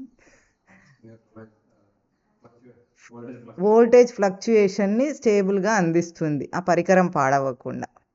మనకు కూడా చైతన్యం వస్తూ ఉంటే ఈ పరికరం పాడవకుండా ఒక స్టెబిలైజర్ ఉండాలి. వాడు ఎరుకతో స్టెబిలైజర్ని పెట్టుకోవాలి. చేతికి దుడుకుతనం వస్తుంటే కాస్త దాన్ని కంట్రోల్లో పెట్టగలరు. గుర్తించిన వాడు కంట్రోల్ చేస్తాడు, లేకపోతే స్టెబిలైజర్ లేకపోతే పరికరం పాడైపోతుంది. ఇది దేవ పూజ. ఇంద్రియాలన్నీ దేవతలు, వీటికి పూర్ణాహుతి ఎప్పుడవుతుంది? సంగతికరణ దానేష్. సంగతికరణం చేయి, దాంతో ఉండు. కాసేపు చేయి పని చేస్తుంటే చేతికి పని ఇచ్చేసి నువ్వు ఏ పనో చేసుకోకు, నువ్వు చేతితో ఉండు. Living in the present moment అంటారు. Living in the present moment. నువ్వు చేస్తున్న పనిలో నువ్వు శ్రద్ధను చూపించు. నువ్వేమన్నా చేయి, లెట్రిన్ అయినా గడువు కావాలంటే, అది కూడా కర్మయ్యే కదా. ఏదన్నా చేయి, శ్రద్ధగా చేయి. శాలిగ్రామాన్ని కడిగితే ఎంత శ్రద్ధ పెట్టాలో లెట్రిన్ కడుక్కున్న రోజు కూడా అంత శ్రద్ధ పెట్టాలి. కడిగేది నువ్వే కదా. పూజ చేసేటప్పుడు కూడా శ్రద్ధ ఉండదు ఎవడికి. 1000 దున్నపోతులనైనా కడుగుతాడు కానీ ఒక శాలగ్రామాన్ని కడగలేడు అంటారు. ఎందుకు? శాలగ్రామం అంటే అది ఒక ఆకారం లేని ఒక శిల. దానికి నొక్కులు ఉంటాయి, అన్నీ ఉంటాయి కాబట్టి వీడేసే పసుపు కుంకుమలు అంతా అందులో పడుతుంది కదా. వీడు అభిషేకాలు చేస్తే పంచామృతాలు తోమేటప్పుడు నీట్గా తోమాలి. మరి చిన్ని చిన్ని విగ్రహాలు పెట్టుకుంటారు, పసుపు కుంకుమలు అన్నీ వేస్తే ఇరుక్కోవు. తిరుమంజనం చేసేటప్పుడు వాటన్నిటిని కానీ శుద్ధిగా చేయాలి. అందుకు శ్రద్ధ కావాలంటారు. దున్నపోతే అయితే ఏముంది, దానికి పేడ ఉంటే అదేం కడుగు శ్రద్ధగా అని అనదు, పేడ ఉండిపోయింది అనదు, అంటుందా? శ్రద్ధ అక్కర్లేదు, ఏం అక్కర్లేదు. ఇంత గడ్డి వేసుకొని దాన్ని రుద్దుతాడు, పోతే పోయింది, లేకపోతే మళ్ళీ అది దున్నపోతే కదా అని వదిలేస్తాడు, మళ్ళీ అంటించుకుంటుంది కదా అని. అందుకే అట్లా కాకుండా దున్నపోతునైనా శ్రద్ధగానే చేయాలి కడిగేటప్పుడు. అదేమిటి? నీ ఇంద్రియానికి నీ పూజ, నీ సంగతికరణం, నీ స్వరూపంతో నువ్వు నిలిచి ఉన్నావు.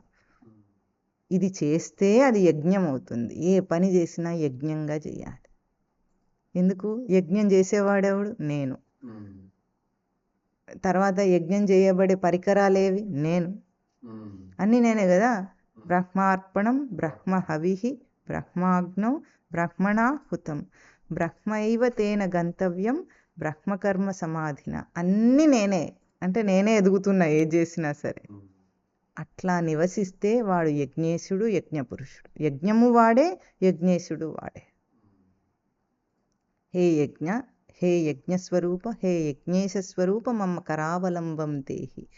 ఆయా లక్షణాలన్నిటినీ నేను ఇప్పుడు చైతన్యవంతం చేసుకుని నేను ఎరుకతో జీవించటానికి ఎదుగుతున్నా. హే మధుసూదన.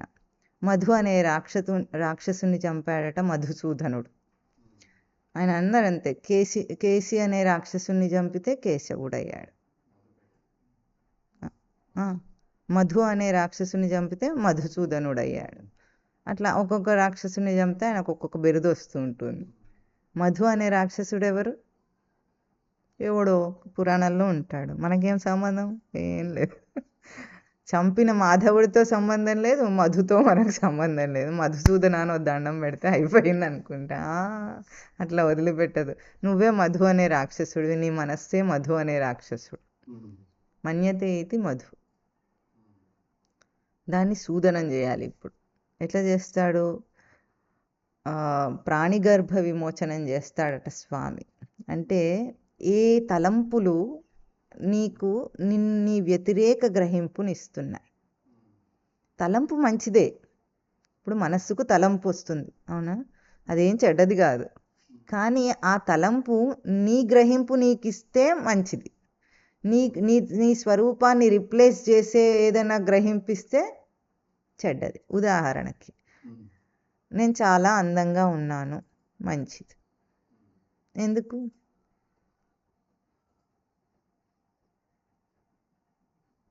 అందం అంటే అది ఏమందమో తెలియదు, తర్వాత నిర్వచనం వస్తుంది దానికి. నేను అందంగా ఉన్నానన్న ఫీలింగ్ ప్రతి మనిషికి ఉంటుందా ఉండదా?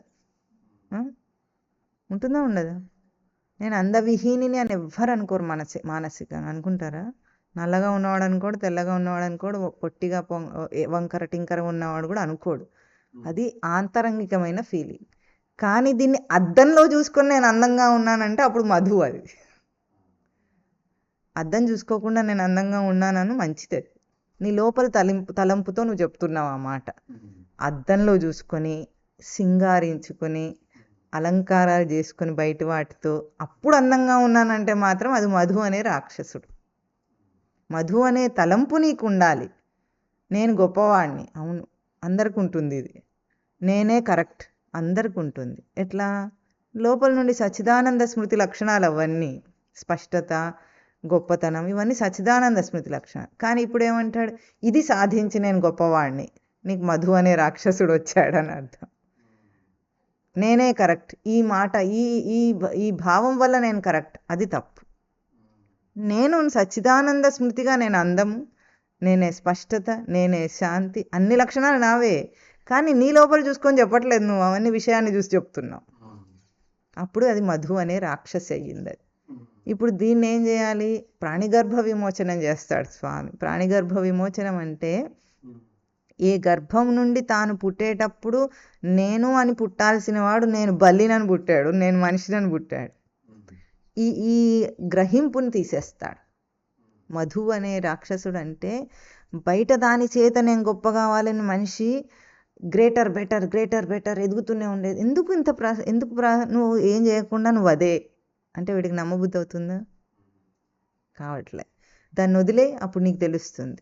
అన్ని వదిలేసి కూడా నాలో అంతే ఉంది, ఇవి చేయటం వల్ల నాకు రాలేదు. అందుకే అలంకారం అంటే ఏమిటి?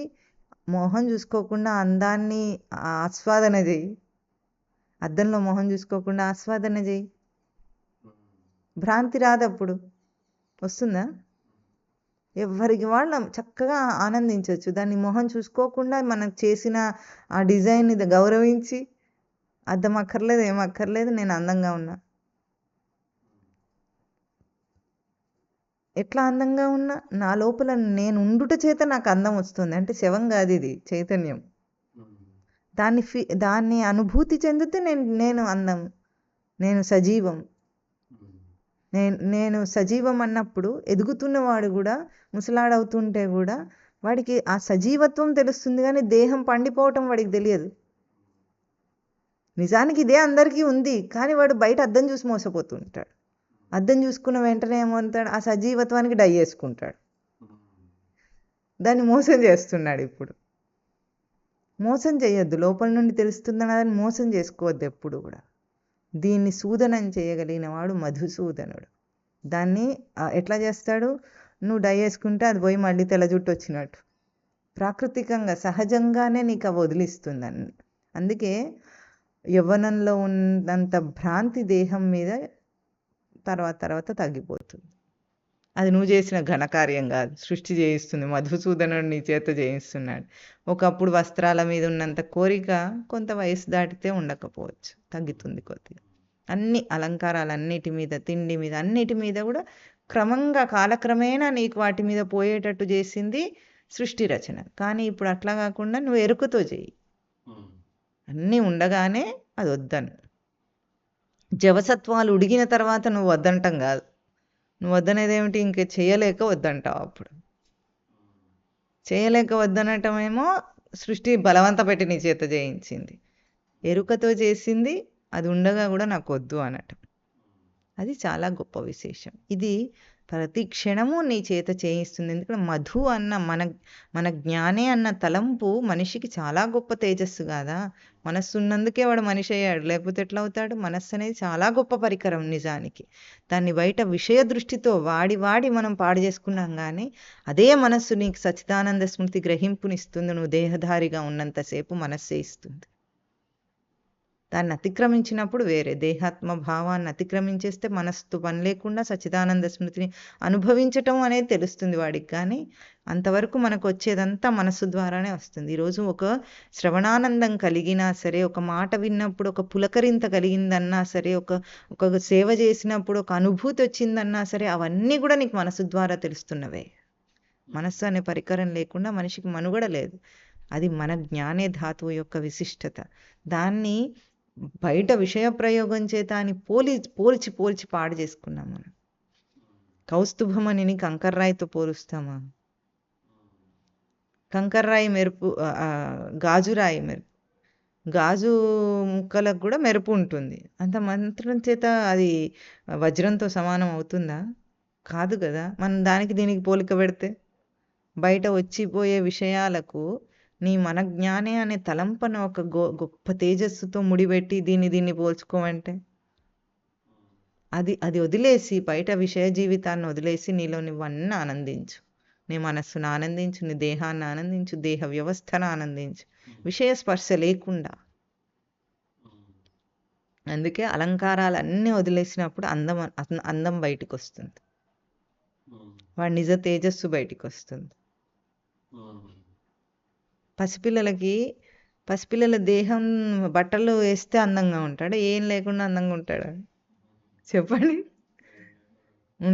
ఉంటాడు కదా. వాడి పాలబుగ్గల మొహమే అందం. మనం ఏం చేస్తాం?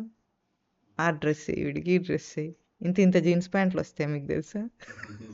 చూడలే, ఇట్లా ఎక్కిస్తారు ఇట్లా. పాపం వాళ్ళకి అన్ని యాపిల్ పెడతారు, నెలల నుండే ఇట్లా ఆ ప్యాంట్లు ఎక్కిస్తారు, టైట్ బట్టలు వేస్తుంటారు, వాడికి సాక్సులు షూజులు అన్నీ వేస్తారు, టోపీలు కడతారు, వాడిని బొమ్మలాగా ఆడుకుంటుంటారు. అమ్మ నాన్న అజ్ఞానంలో. అదే అజ్ఞానం వాడి మీద కూడా చేసుకుంటుంటాడు. ఈ దేహాన్ని ఏదేదో చేసుకుంటుంటాడు. ఇది మధుసూదన. హే మధుసూదన మమ కరావలంబం దేహి. హే విశ్వరూప. విశ్వాన్నే రూపొందించాడట. విశ్వం అంటే ఇది కాదు. విశ్వం అంటే నువ్వు ఎక్కడెక్కడికి వెళ్తే అది విశ్వం. ఎంత దూరం విశ్వం ఉంది చెప్పండి. విశ్వం ఎంత? అనంతం. విశ్వం అనంతం. కానీ మనకెంత విశ్వం? మనం ఎక్కడెక్కడికి వెళ్తే విశ్వం అంత. ఇప్పుడు సైంటిస్ట్ ఉన్నాడు అనుకుందాం. ఈ విశ్వం యొక్క అంతు తెలుసుకోవాలనుకున్నాడు. ఎంత దూరం వెళ్తే ఇంత దాకా ఉందని చెప్తున్నాడు. ఇంకో కొన్ని రోజులకు ఎదుగుతాడు. అప్పుడు ఇదంతా కూడా ఉందంటాడు. అంటే ఎక్కడ దాకా విశ్వం అయింది నీకు? నువ్వెంత దాకా ఎక్కడెక్కడ ప్రవేశిస్తున్నావో ఆ ప్రవేశించిందంతా విశ్వం. ఎట్లా? నీ ప్రవేశించుట చేత అది విశ్వం అయ్యింది. నువ్వు వెళ్ళి అక్కడ దాకా ఉండి చూసొస్తే అది ఉందని, అది నీకు ఉన్నది అయ్యింది. లేకపోతే ఇప్పుడు ఎంత ఉందో మనకు తెలియదు కదా. అనంతం అంటున్నావు. ఇది భౌతికంగా. అట్లాగే నువ్వు ఎక్కడెక్కడికి దూరి దూరి వెళ్తావో అదంతా విశ్వం రూపొందిస్తావు నువ్వు. మనము వి ఇమాజిన్ అండ్ మేనిఫెస్ట్ ఎవ్రీథింగ్. మనం ఊహించి దానిలో ప్రవేశించి దాన్ని సాకార రూపంలోకి తీసుకొస్తున్నాం, మేనిఫెస్ట్ చేయిస్తున్నాం. అందుకే వీడు ఒకప్పుడు ఒక విజన్ చార్ట్ ఒకటి వేసాడు. అది ఎట్లా అంటే ఒక రూపం ఏర్పడాలంటే నీ కంటి నుండి ఏర్పడుతుంది. అది ఉన్న తర్వాత నువ్వు చూడట్లేదు, నువ్వు చూసిన తర్వాత అది ఉంది. మెదడులో ఏదైతే ఒక రూపం ఏర్పడిందో అది బయటికి ప్రొజెక్ట్ అవుతుంది. ప్రొజెక్టర్.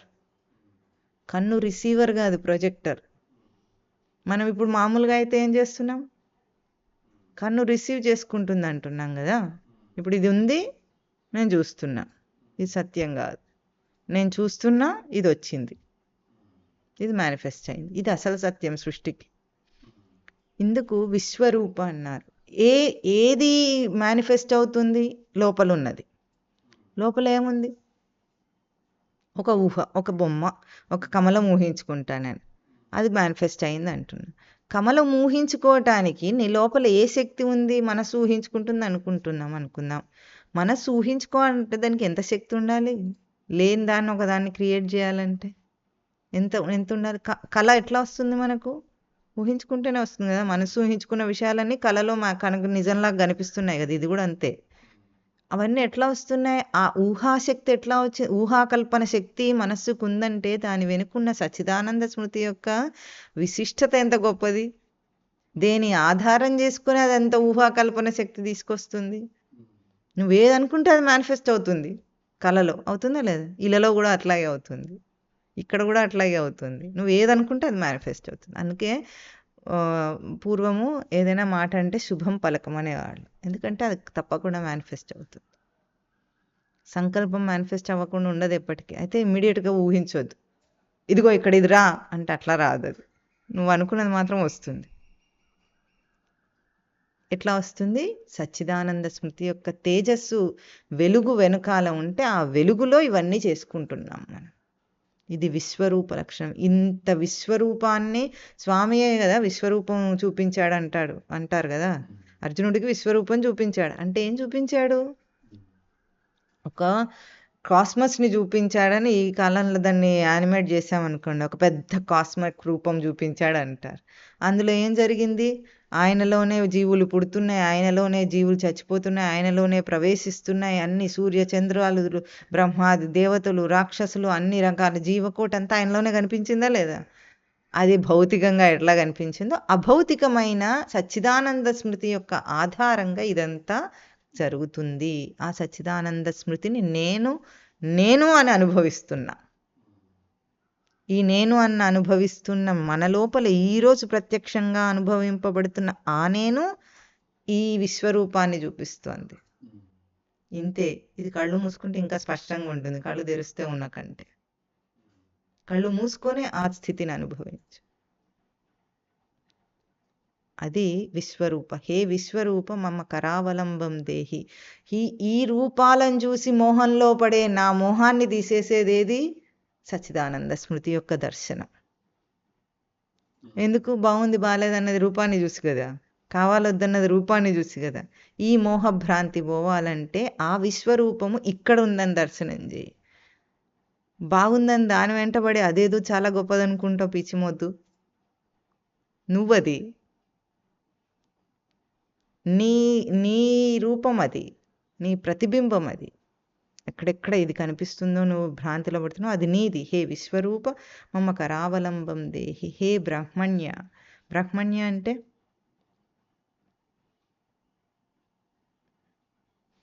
బ్రహ్మణ్య లక్షణం అంటే ఎదిగే లక్షణం. ఎదిగే లక్షణం అంటే మళ్ళీ ఎదిగేవాడు ఒకడు ఉన్నాడంటే వాడు అర్థం ఏమిటి? వాడి కింద ఉంటే పైకి ఎదగాలి, అంతే కదా. ఒక వ్యక్తిని చెప్పటం లేదు ఎదిగేవాడు అన్నప్పుడు, ఒక అవగాహన అని చెప్తోంది అక్కడ. అంటే వ్యక్తి ఎదగటం లేదు, జీవుడు అనే ఒకడు ఉండి వాడు ఎదగటం. జీవము ఎదుగుతుంది. జీవం ఎదుగుతుంది. ఎట్లా ఎదుగుతుంది? రూపాల స్థితిని దాటి అంటే భౌతిక స్థితిని దాటి అభౌతికానికి ఎదుగుతుంది. మొదటి అంశం భౌతికంలోనే సవరణలు చేసుకుంటూ ఎదిగితే అప్పుడు కొంతకాలానికి అర్థమయ్యేదేమిటి? సవరణ ఎక్కడవుతుందో అది అర్థమవుతుంది. భౌతికం వదిలేస్తుంటాడు, సవరణ అర్థమవుతుంటుంది. సవరణ అభౌతికంలో జరుగుతుంటుంది. ఈ అభౌతికంలో సవరణను చూస్తుంటే వాడికి ఇంకోటి అర్థమవుతుంది. సవరణ అనేది దర్శనం చేసేవాడు కూడా ఒకడు ఉన్నాడు కదా. సవరణ చేసేవాడు ఒకడున్నాడు, సవరణ దర్శనం చేసేవాడు ఒకడున్నాడు.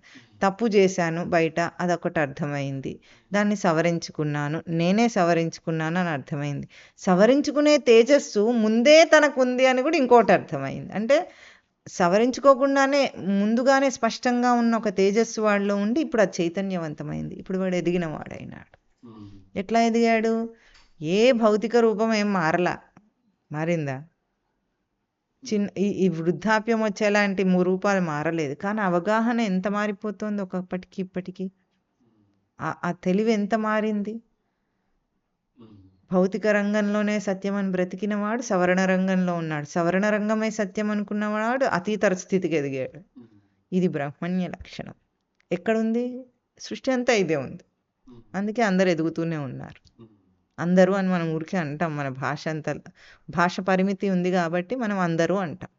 అంతటా జీవం ఎదుగుతూ ఉంది సృష్టిలో. మళ్ళీ ఏమవుతుంది? రీసైకిల్, ప్రళయం చేస్తుంది దానికి అదే. ప్రళయం చేసుకొని మళ్ళీ ఏం చేస్తుంది? మళ్ళీ ప్రిమిటివ్ స్టేజ్ నుండి, అంటే మూల స్థితి నుండి బ్రహ్మస్థితి దాకా. ఇది సృష్టి యొక్క లీలాక్రమం. ఈ లీలాక్రమమే బ్రహ్మణ్య స్వరూపం.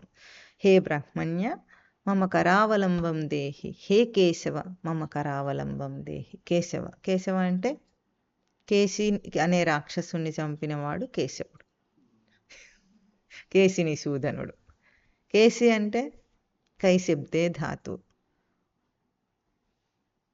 శబ్దే అంటే పలకరించటంలో ఎట్లా ఉంటుందంటే అది రాక్షసి కావచ్చు, తనను తాను చైతన్యవంతం చేసుకోవడానికి పలకరించటము కావచ్చు. ఎట్లాగో అన్నిటికీ ఒకటే ఉపమానం. మనం దేన్ని పలకరిస్తామో అదే రాక్షసే కూర్చుంటుంది. ఎట్లా కూర్చుంటుంది? అన్నం తింటున్నాడు.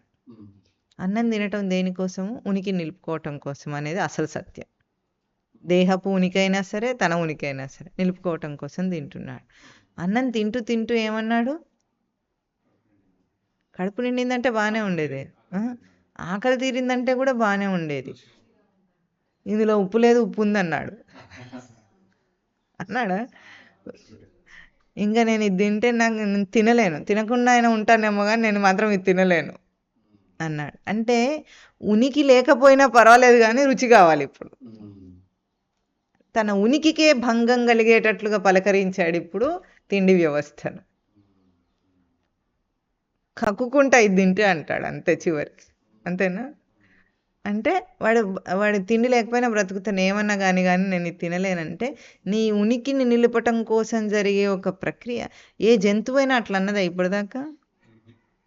అన్నది. అది ఏ గడ్డి కాదే, దానికి ఏది ఉంటే అది తినేస్తుంది. ఒక్క మనిషే మోసపోతాడు దాంతో. మనమేమో పశువులని అంటాం. ఇంకా పశువు కంటే హీనమైపోయాయి వీడు. మసాలా లేకపోతే తినలేను, అది లేకపోతే తినలేను, ఇది లేకపోతే తినలేను, మాంసం లేకపోతే తినలేని వాళ్ళు ఉంటారట. ఒక్కరోజు కూడా తినడట, ఒక్క ముద్ద కూడా దిగదాడు వాటికి. అట్లా కూడా ఉంటారట. ఇప్పుడు ఏమైంది? కేసీ అయ్యాడు వీడు. పలకరిస్తున్నాడు అన్నిటిని, కానీ తన ఉనికికి భంగపాటుగా పలకరిస్తాడు. తిండి అనేది మనిషికి బ్రతకటానికి బేసిక్ మినిమం నీడ్ అది. దాన్ని కూడా ఇట్లా చేసుకున్నాడు వాడు. ఇంకేం అనుకుంటుంది వీడికి? ఇప్పుడు కేశినిశూదనుడు, కేశవుడు రావాలి అంటే నువ్వు పలకరించిన వాటన్నిటిలో సేతే అంటే తానొచ్చి నివసిస్తాడట. ఏమంటాడు? ఏ తిండి లేకపోతే నేను తినలేనన్నాడు, నిన్ను హాస్పిటల్లో పడుకోబెట్టి పైపు ఎక్కించి మరీ ఎక్కిస్తాడు నీ చేత తిండి. అప్పుడు ఉనికి కోసం అడుగుతావా, తిండి అడుగుతావా చూస్తాడు. బ్రతుకో రామచంద్ర అంటావా, తిండో రామచంద్ర అంటావా అంటాడా? ఈ పైపులో ఏ జ్యూస్ పోస్తే అది తాగాల్సిందే వీడు. ఇప్పుడు ఆ లెవెల్కి మనం తీసుకెళ్తాడు. చెప్తే వినకపోతే చెడగా చూడాలట. ఓ సామెత చెప్తారు తెలంగాణలో. చెప్తే వినకపోతే చెడగా చూడాల్సి వస్తుంది. అంతే. ఇట్లాగే అలోపతి డాక్టర్ మంచి యముడే ఎవరికైనా. నరకం ఏమిటో వాడు ఇప్పుడే చూపించేస్తాడు నీకు. చిన్నది ఏదైనా సమస్య వస్తే ఇంత పెద్దగా చేసి నిన్ను ఐసీయూలో పడుకోబెట్టేదాకా వాడికి నిద్ర పట్టదు అసలు. ఏదైనా సరే అక్కడికి వెళ్తే కానీ వీడికి బుద్ధి రాదు. మరి ఇంట్లో బాగున్నప్పుడు కొంచెం నిగ్రహిస్తే సమస్యలు రాకుండా ఉంటాయని చెప్తే, చిట్కా చెప్తే వింటాడేమిటి? ఆహా అంటాడు. ఐసీయూలోకి వెళ్తే అప్పుడు పైపులన్నీ ఎన్నో మిషన్లు పెడతాడు కదా వాడు, అంతటా పెడితే అప్పుడు అనిపిస్తుంటుంది ఇంతకంటే ఏ గడ్డి అయినా తింటే బాగుండేది ఇంట్లో ఉండి అనుకుంటుంటాడు. ఆ గడ్డి నియమం కోసం చక్కగా సాత్వికంగా తినరా నాయన అంటే తినలేవాడు. ఇది కేశవ లక్షణం. హే కేశవ అంటే ఏమిటనుకున్నారు? ఊరికేనా ఉంటుంది అనుకున్నారు? వింటేనేమో నీ బుద్ధితో నీకు చేయించేస్తాడు, వినకపోతే ఇట్లాంటివన్నీ వస్తాయి చక్కగా. లేకపోతే చక్కగా అంత బాగున్నప్పుడు కృష్ణారామ అనుకోకపోతే ఏం చేస్తాడంటే వృద్ధాశ్రమంలోకి తీసుకెళ్తాడు స్వామి. తర్వాత అప్పుడు కృష్ణుడు గుర్తొస్తాడు, రాముడు గుర్తొస్తాడు. ఇంట్లో ఉంటే పిల్లలతో ఉన్నప్పుడు టీవీ సీరియల్ గుర్తొస్తాయి. వాడు తీసుకెళ్ళి వృద్ధాశ్రమంలో పడేస్తే ఈ కష్టాలకు ఓర్వలేక అప్పుడప్పుడు గుర్తు చేసుకుని ఏడ్చుకుంటూ, అప్పుడు కూడా అంత తొందరగా ఏం బుద్ధి రాదు మనిషికి, కొంతమందికి వస్తూ ఉంటుంది. అంత చేసినా అందరికి వస్తుంది అనుకుంటున్నారా? హాస్పిటల్ బెడ్ మీద కూడా అందరికి ఏం రాదు. అది వాడికి కొంత జ్ఞానోదయం అయ్యే సమయం ఆసన్నం అయితే అప్పుడు వస్తుంది. అందుకే చివరి దశ దాకా కూడా సాధకుడికి మంచి అవకాశమే. అవకాశం అంటే సాధననంతా సింహావలోకనం చేసుకోవచ్చు నువ్వు మృత్యుశయ్య మీద ఉన్న రోజున. ఎంత మామూలు అప్పుడు చేయమనే చెప్తాం, వీడెప్పుడు చెప్తుంటాడు రోజు రాత్రికి అది చేసుకోమని. చేస్తారేమిటి? పడుకోవడమే, లేవటం పరిగెత్తే. అట్లా కాదురా, రోజు రాత్రి చచ్చిపోతున్నాను అనుకొని ఒకసారి సింహావలోకనం చేసుకోవాలి జీవితాన్ని. ఏం జరిగింది, గత జీవితం అంతా ఎట్లా గడిచింది, ఇప్పుడు ఏ స్థితిలో ఉన్నా ఒకసారి చూసుకొని ఆ స్థితిని దర్శనం చేసి పడుకోవాలి. ఎందుకంటే లేస్తామని గ్యారెంటీ ఏమి ఉందా? ఏం లేదు కదా. మరి అందుకే కొంచెం ఎరుకతో పోవాలి, ఏమరపాటుతో చచ్చిపోకుండా. అందుకే దర్శనం చేస్తూ నిద్రలోకి వెళ్ళిపోవాలి. అందుకే మనకు ఆనందమాయ ఒక పాట ఇచ్చారా? ఆనందమాయే నన్ను దర్శించగా. మనం అది వస్తున్న దాని పాటికి అది మోగుతుంటే మన పాటికి మనం పని చేసుకోమని అర్థం కాదు, పడుకునే ముందు అది దర్శనం చేయమని అర్థం. ఆ దర్శనం చేసుకొని పడుకోవాలి, లేస్తూ అది వస్తుంది.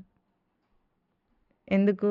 రేపు ఎప్పుడెప్పుడు ఎక్కడికన్నా వెళ్తే రేపు రోగం వచ్చి మంచాన పడతారు చూసారా, అప్పుడు సింహావలోకనం చేసుకునే సమర్థతలు రావు. ఇదివరకు ఎంత సాధన చేసామో అంతే ఉంటుంది మన దగ్గర. అక్కడ పడుకున్న తర్వాత సింహావలోకనం చేసుకునే టాలెంట్ రావాలంటే చాలా కష్టం. అది ముందే సాధన చేసిన వాడికి నువ్వు ఎక్కడన్నా నువ్వు ఐసీయూలో పడేసినా వాడు ఒంటరిగా ఏముండాడు, చక్కగా ధ్యానం చేసుకుంటూ ఉంటాడు. వాడికి ఏం భయం ఉండదు సాధకుడైతే.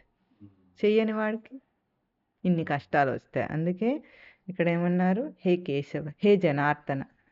అసలు కృష్ణుడి నామాల్లో అంతరార్థం అందరికీ తెలియదు, కానీ తెలిస్తే ఈ నామాలు పలకరు వాళ్ళు ఎవరు. జనార్దన అట అర్థహింసాయాం ధాతు. జనలక్షణాన్ని హింసిస్తాడు స్వామి. జనలక్షణం అంటే జాయతే ఇతి జనః. ప్రకాశించేది జనలక్షణము, జన్మలక్షణము. ప్రకాశించ మంచిదే కదా. ఏం ప్రకాశించింది గర్భంలోంచి బయటికి వచ్చేటప్పుడు? నేను సచ్చిదానంద స్మృతి అని ప్రకాశించిందా? నేను మనిషిగా పుట్టాను అని ప్రకాశించింది వీడికి. నువ్వు మనిషివా జీవుడువా? బేసిక్ ఐడెంటిఫికేషన్ ఏమిటి నీది? తల్లి గర్భంలోకి ప్రవేశించిన జీవుడు మనిషిగా ప్రవేశించాడా, జీవుడుగా ప్రవేశించాడా? బయటికి వచ్చేటప్పుడు ఏమన్నాడు? మనిషి అన్నాడు. అదే జన్మ. జన్మ ఎందుకు ప్రకాశమే అయినా కూడా వీడికి ఏమైంది? భ్రాంతి ప్రకాశమైంది. భ్రాంతి అంటే కూడా భాదీప్తో ధాతువే, అది కూడా ప్రకాశమే అయింది. ఇప్పుడు దాన్ని అర్థన, హింసించేవాడు జనార్దనుడు. ప్రతి వ్యక్తి లోపల తనకు జీవభావమే స్ఫురిస్తూ ఉంటే దాన్ని ఏమరపాటులో దేహాత్మభావం చేస్తాడు నిమిషం కూర్చొని. దానికి కారణం ఏమిటి? సృష్టి పెట్టిన ఒక రచన ఆకలి దప్పులు. ఆకలి దప్పుల వల్ల వాడు ఏం చేస్తాడు? దేహాత్మభావాన్ని ఎప్పటికప్పుడు రెనోవేట్ చేసుకుంటున్నాడు పుటకి. ఎప్పుడు ఆకలి దప్పుల వ్యవస్థను కేవలం ఒక సూచనగా గ్రహించి దాహం వేస్తే ఏం చేయాలండి? నీళ్ళు తాగాలి, అంతే కదా.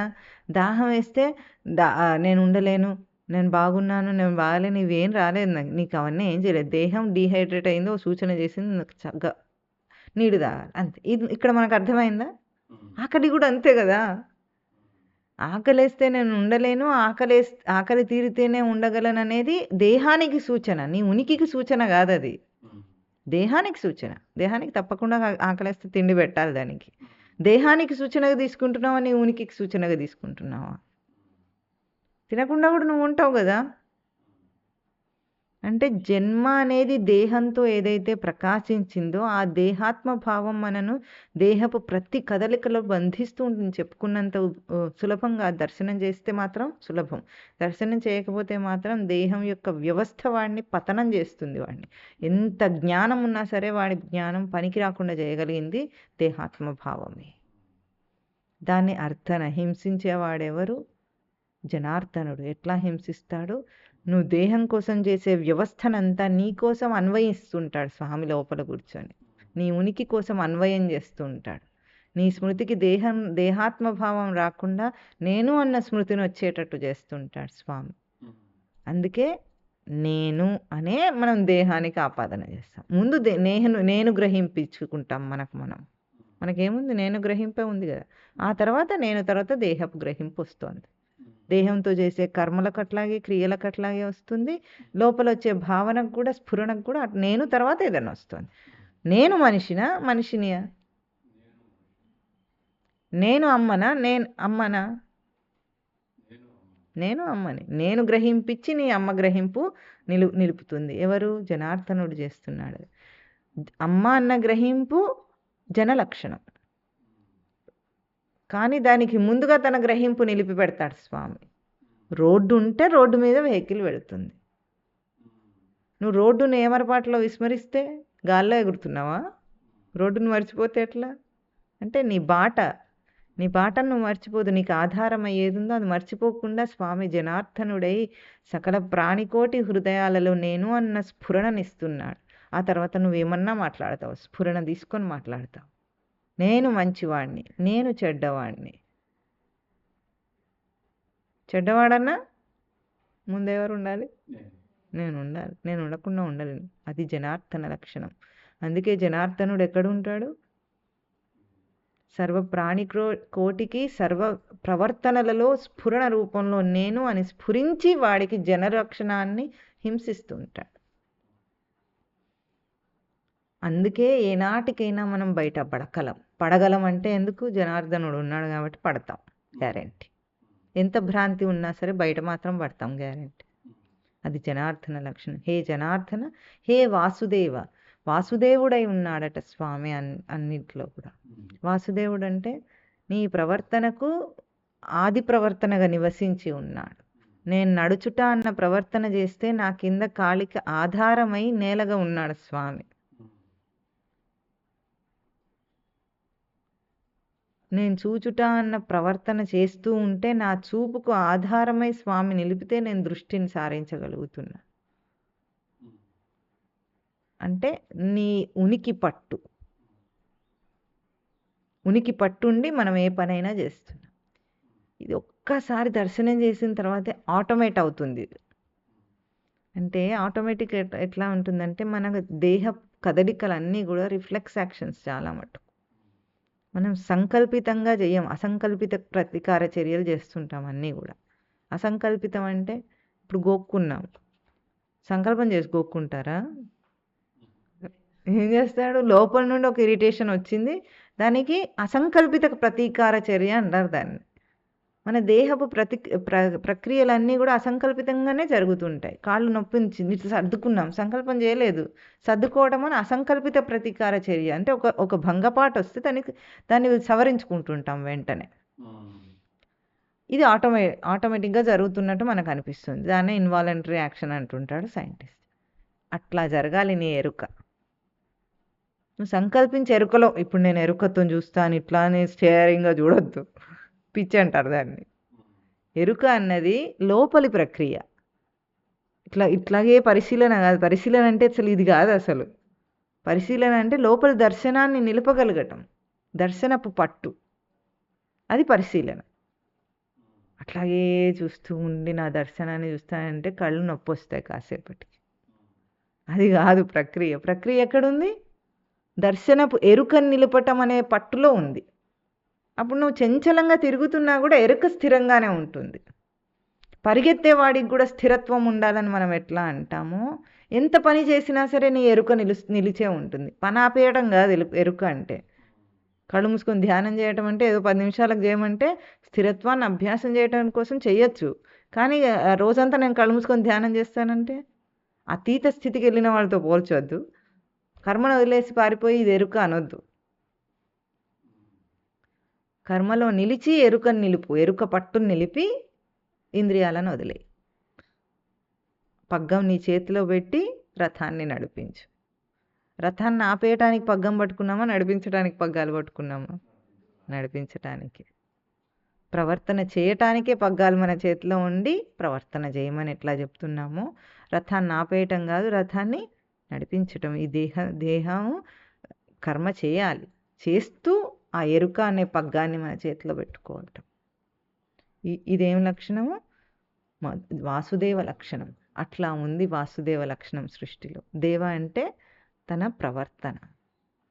క్రీడా, విజిగీష, వ్యవహార, ద్యుతి, స్తుతి, మోద, మద, స్వప్న, కాంతి, గతి అని 10 ధాతువులతో చెప్పిన మన ప్రవర్తనంతా వసించి ఉండుట అనే ఒక వాసుదేవ లక్షణంతో ముడిపడి ఉంది. హే వాసుదేవ మమ కరావలంబం దేహి, హే లక్ష్మీ నృసింహ మమ కరావలంబం దేహి. లక్ష్మీ నృసింహ అంశాన్ని కూడా మమ కరావలంబం దేహి అని అడుగుతున్నారు. అంటే అన్నిటికీ ఆధారమైంది లక్ష్మీ నృసింహ అంశం. ఏ అంశం అది? కర్తృత్వరహితంగా మన కర్మను చేస్తూ ఉంటే జరిగిన దాన్నంతా తుడిచేసుకుంటూ వెళ్ళిపోయి అన్నీ నీ వ్యసనంలో ఉన్నప్పటికీ కూడా నువ్వు భ్రాంతిని పొందకుండా ఉండేటట్లు గతం నాస్తి అని చేసింది లక్ష్మీ నృసింహ అంశం. సింహ అంటే హింసాయాం ధాతువు చెప్పుకున్నాం. ఈరోజు ఏది చేసిన భారం మన దగ్గర ఉందా? ఎంత చేసాం? ఈరోజు పొద్దున్నుండే ఎన్ని చేసాం? కొంత అలసట వస్తే దేహానికి వచ్చిందేమో కానీ ఇంకా అదంతా మోస్తున్నామా? నేను చేశాను ఏం మోయట్లేదు. అట్లా ఈరోజు కాదు, 84 లక్షల జీవరాశుల గర్భాల్లో జీవుడు ఎన్నెన్నో చేశాడు.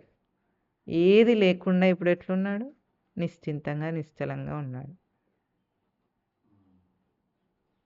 మళ్ళీ కల్పించుకుంటాడు, అది వేరే విషయం. కానీ దర్శనం లేక కల్పించుకుంటాడు.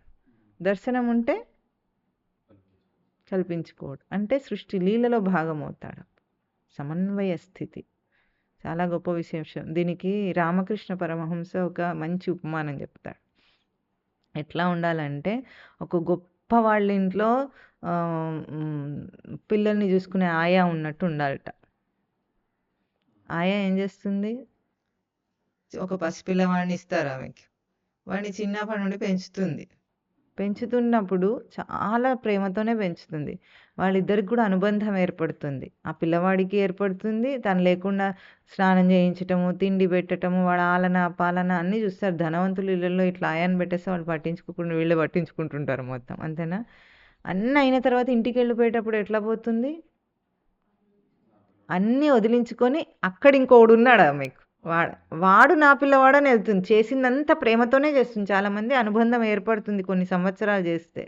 అంత ప్రేమతో, బాధ్యతతో, అంత సవ్యంగా చేసి కూడా వదిలేసినప్పుడు కించిత్ మాత్రం ఏమైనా బంధం ఉంటుందా ఆమెకి? ఏముండదు. కాదనుకొని వెళ్ళిపోతుంది. అట్లా ఉండాలట మనిషి. అది చెప్తారు రామకృష్ణ పరమహంస. అన్నీ చేయొచ్చు, అన్నీ చేయాలి. అసలు చెయ్యొచ్చుగా, చెయ్యాలి. ఎందుకంటే జీవుడిగా జన్మనెత్తి కల్పించుకున్న బంధానికి అక్కడ తన డ్యూటీ తను నిర్వహిస్తాడు. కానీ ఎట్లా? తానకి ఇది సత్యం కాదు, నాకు నా స్థానం వేరన్న ఎరుకతో ఉంటుంది ఆయా ఎప్పుడైనా సరే. ఇప్పుడు బ్యాంక్ క్యాషియర్ ఉంటాడు, క్యాష్ అంతా వాడిదేమిటి?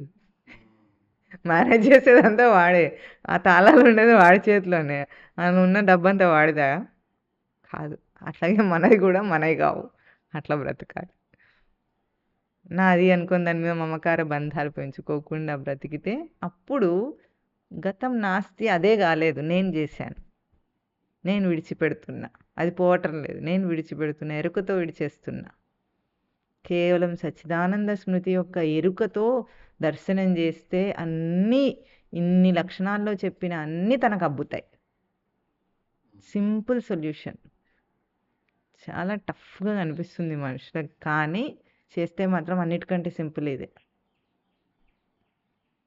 ఏం కష్టం ఉండదు, శ్రమనే ఉండదు దానికి. అది తన ఎరుక ఉన్న ఒక్క అంశాన్ని అభ్యాసం చేస్తూ ఉండటం అంతే. Awareness is the highest efficiency. Self awareness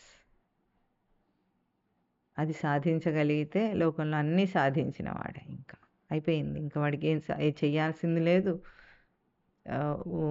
duties లేవు, రెస్పాన్సిబిలిటీస్ లేవు, ఏది లేదు వాడికి. వాడు ఉన్నాడంతే. జరుగుతూ ఉంటుంది, సృష్టి జరుగుతూ ఉంటుంది, సినిమా ఆడుతూ ఉంటుంది, తెరకి ఏం సంబంధం లేకుండా, కానీ తెర ఉంటుంది. అది లక్ష్మీ నృసింహాంశం. దానికి మనం మంచి ఉపమానం ఏం చెప్పుకున్నాం? నీటి మీద రాసుకుంటూ వెళ్ళిపోతున్నాం. నీరు నీ రాతను నిలపట్లేదు, క్షణకాలం కూడా నిలపదు, నువ్వు రాసిన వెంటనే పోతుంది, కానీ రాస్తూనే ఉన్నాం మనం. అది లక్ష్మీ నృసింహాంశం. హే లక్ష్మీ నృసింహ మమకి దేహి కరావలము. తర్వాత శ్లోకం వచ్చే వారమే చెప్పుకుందాం. ఇంకా చెప్పండి. లక్ష్మీపతే కమలనాభ సురేశ విష్ణు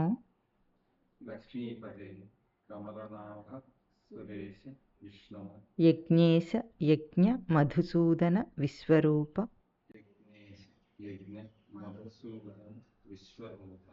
బ్రహ్మణ్య కేశవ జనార్దన వాసుదేవ లక్ష్మీ నృసింహ మమ దేహి కరావలంబం.